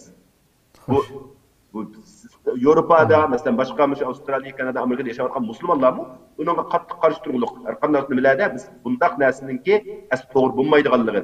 Bu faqat xalqlarning qallasini qalaymoqlashtirib boshqa narsa emas. Kishilarga fursat berish kerak, dinni o'rganish kerak. Shunga buni ochiq oshkora har xil so'rinlarda, har xil faoliyatlarda biz shu atrofdagi boshqa dindagilarni, xristian bo'lsin, bu atsın nimasi manglayotgan dinsizlar bo'lsa, hammani chaqirib kelib, boshlarning savollarini ochiq oshkora o'tirib qo'yishga va unga din nomidan javob berishga tirishimiz. Masalan, nurg'un olimlar bunga xizmat qilyapti. Nurg'unlari buni Müslüman olimlarning o'zining eg'izidan bevos anglagandan keyin, biz bundoq tushunib ekanmiz. Bizga kelgan yozmalarda bundoq deyilgan. Men o'qigan maqolada bundoq deyilgan. Men o'qigan kitoblarda bundoq, shuni bundoq qarab qolgan emas, bundoq emas ekan bu. Degan nuqtaga keladi. Mesela Kur'an'daki bir ayetini, tercümesini başta elip la onu baş ayga karamayla onu oturup yaptırıp İslam'da müştak bir terör dini bu. Adem öldürüşünü başka bir etmeydiğen değil. Mesela faktuluhum hayz takibtumuhum diyen ayet-i kerime. Onu tapkayat ötürenler, kulağına demeklanlar, setbeymanlar, kerimini ekipler. Falanı sürününki falanı ayetini bunlar dilip o deplam o şöyle bundaki başkalarına müştak bu değil. Dep örtük Allah bu. Bu fakat lan İslam düşmanları İslam'a suiqasd, yaman g'arazlik insonlar bor bu.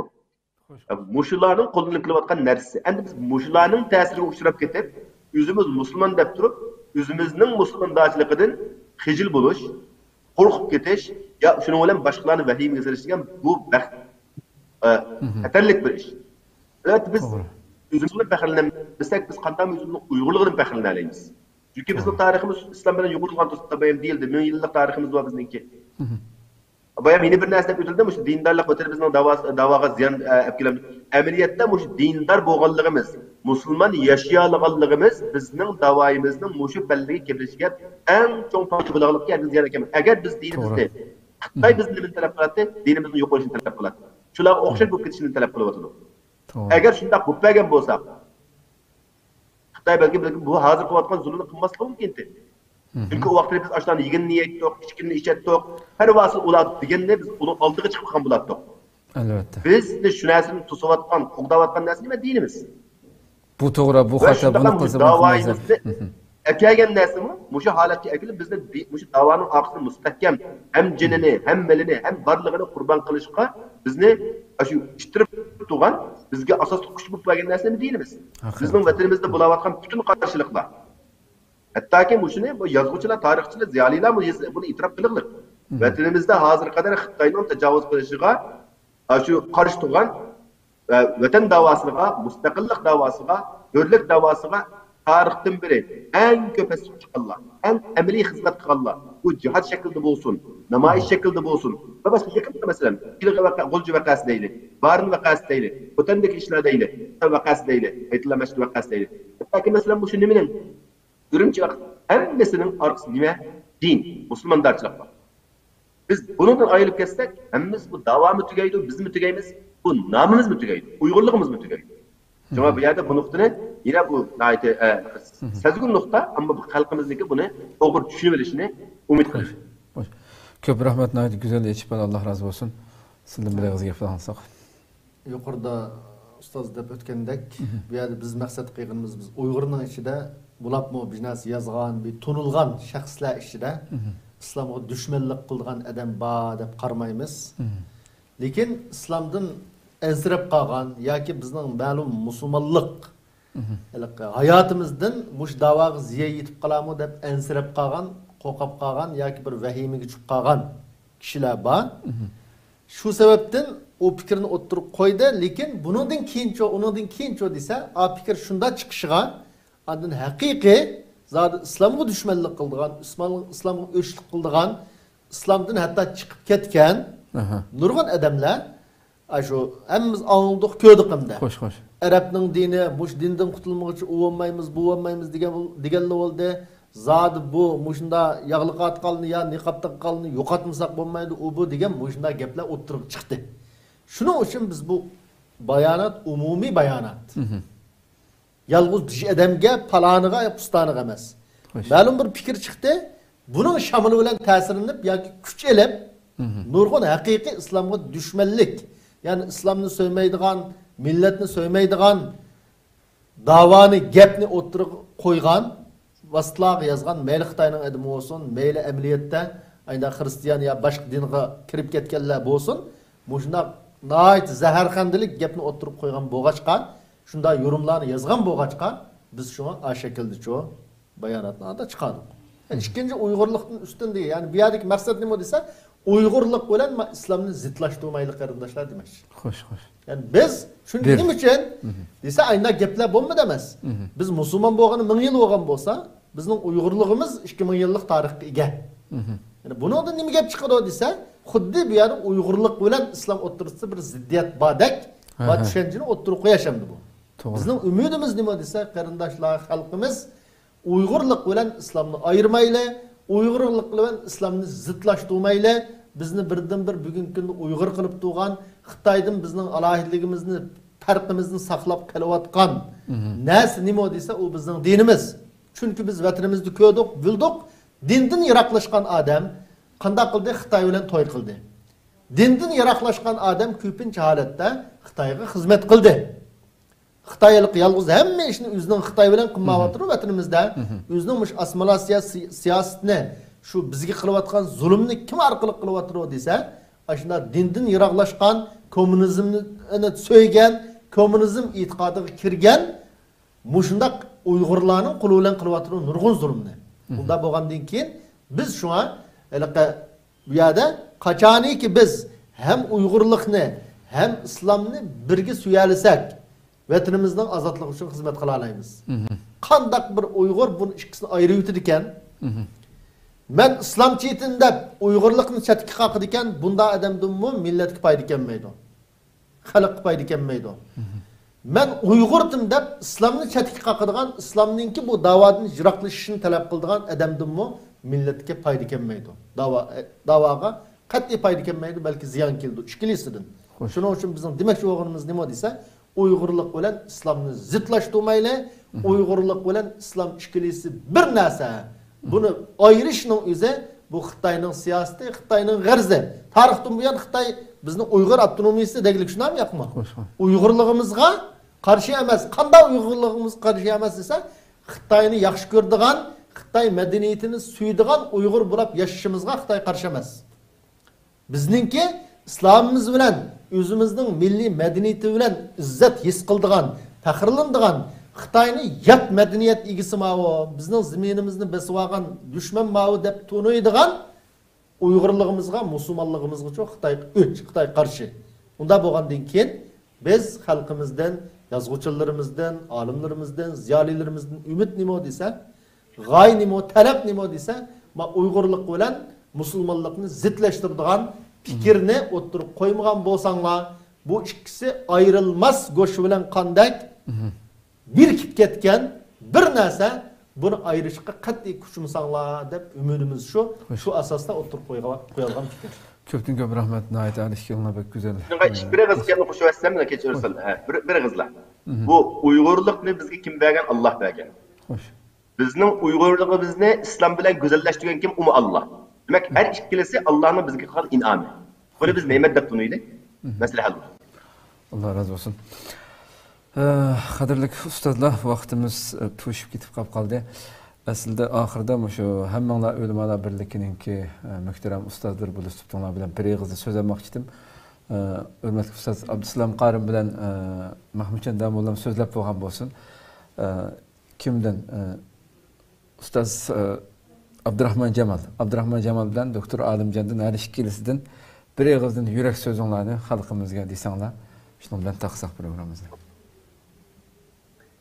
Milletimiz alimlar erişip ekan. Aşqulluqqa duch kelmaydi, passivlikqa duch kelmaydi, dunyo oxiratligini natija qozona oladi, maqsadiga yani mustaqillikqa erishadi. Eng to'g'ri yo'lmish shu. Ko'p rahmat. Doktor Olimjon. Yukarıda nait optan fikirler oturup koyuldu. Benim diyenim biz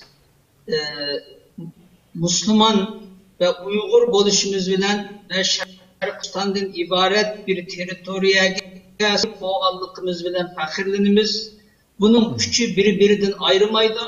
Bizdeki Uygur'la İslamiyetimiz bir zaten. Bunu koğdap durduğun dinimiz Şarkı Türkistan şu üç asası nimine birbirinden ayrışka tirişmazlıkımız lazım. Bu birbirinden çemberçes bağlanıp ketken o toprak Şarkı Türkistan kıyamet kişi bizninki aşı ahirgacha qanday qilsak qilib biz Xitoydan bu Şarkı Türkistan'dan ibaret Türk, Uygur ve Müslüman toprakını verdi biz ilip yüzümüzden kılımız Xudoyim ko'rsin.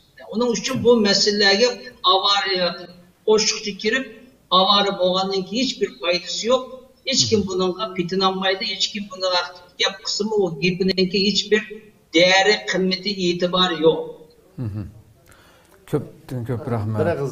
Bir minut fırsat versem ama. Ahirisi men bütün halkımızga Allah Subhanahu ve Taala'nın bir ayetini eslatib ütey. Allah Kur'an-ı Kerim'de Sure Maide'de ya eyyuhellezine amenu la yecrimennekum şena'anu kavmin ala alla ta'dilu. İ'dilu huve aqrabu littaqwa. Vettaqullaha innallaha habirun bima ta'malun. Müminler sizlarning ma'lum shaxslarga bo'lgan adovatinglar yoki yomon ko'rishinglar ular bilan muomala qilgan vaqtda adolatdan yiroqlashga sabab bo'lmasin. Yani ma'lum shaxsni ma'lum sababdan yomon ko'rib qoldinglar.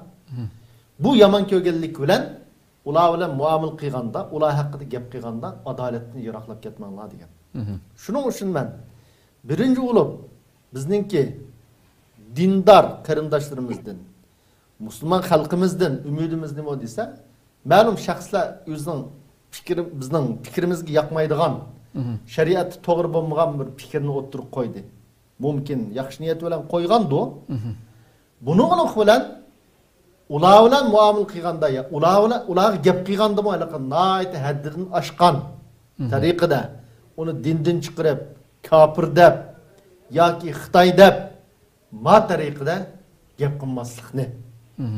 Chunki qanday bo'lishdan qat'iy nazar vatanning davosi, millat davosi deb ketayotgan insonlar, nurg'unlari. Tabii halde bunun aslı yuşurulan yaman niyetlik, garazlik adamın mı var? İnsaf bilen muamele kılıştı. Kıygan gepnin, fikrinin hata ikenligine dadıl oturup koyaş.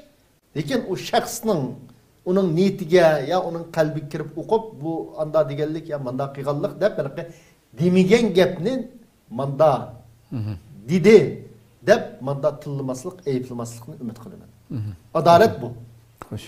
Ondan işkence olap o tarafını kollaganlar mı? Mesela ne çıkandan keyin bu Uygur'un alimleri emas, muş bayanat çıkandan keyin. Uygur halkıga vekillik kılanmaydı. Uçu buçu dep muşunda na insap gepler oturuq çıktı.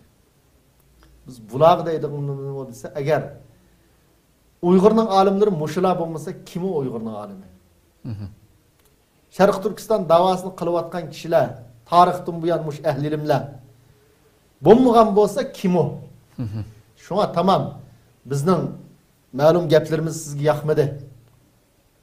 Siz uni yoqtirmadingiz, yomon ko'rdingiz. Lekin bu sababdan insof adolatdan chatnab,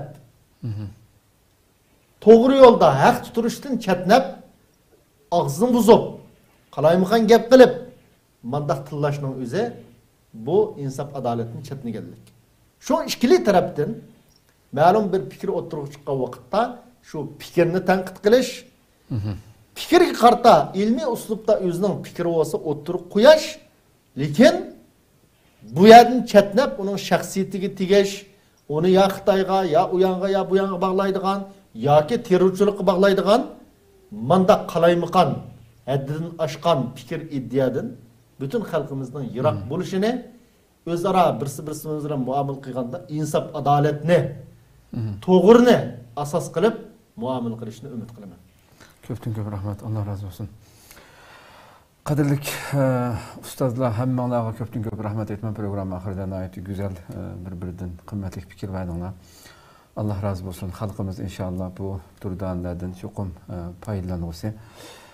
Ko'p rahmat. Müşahada oxirlashtirsak, birdan lekin iftorlik programmamiz bu boshlaydi inşallah. Rahmat sizlarga. Qadrli aziz xalqim, shuna qilib bugun uchuq suhbat programmamizni müşahada oxirlashtiraylik. Biraz vaqt uzrab ketgan bo'lsa-mu, hammamiz bo'libmi Turkiyada cheklama sababidan uy turayotgan vaqtlarimiz sabr qilib ko'rib bag'inlar uchun ko'pdan ko'p rahmat aytamiz. Haqiqatan bu har xil fikrda bo'g'uvchilar eng oxirgi uzun tariximizni qo'yib turaylik.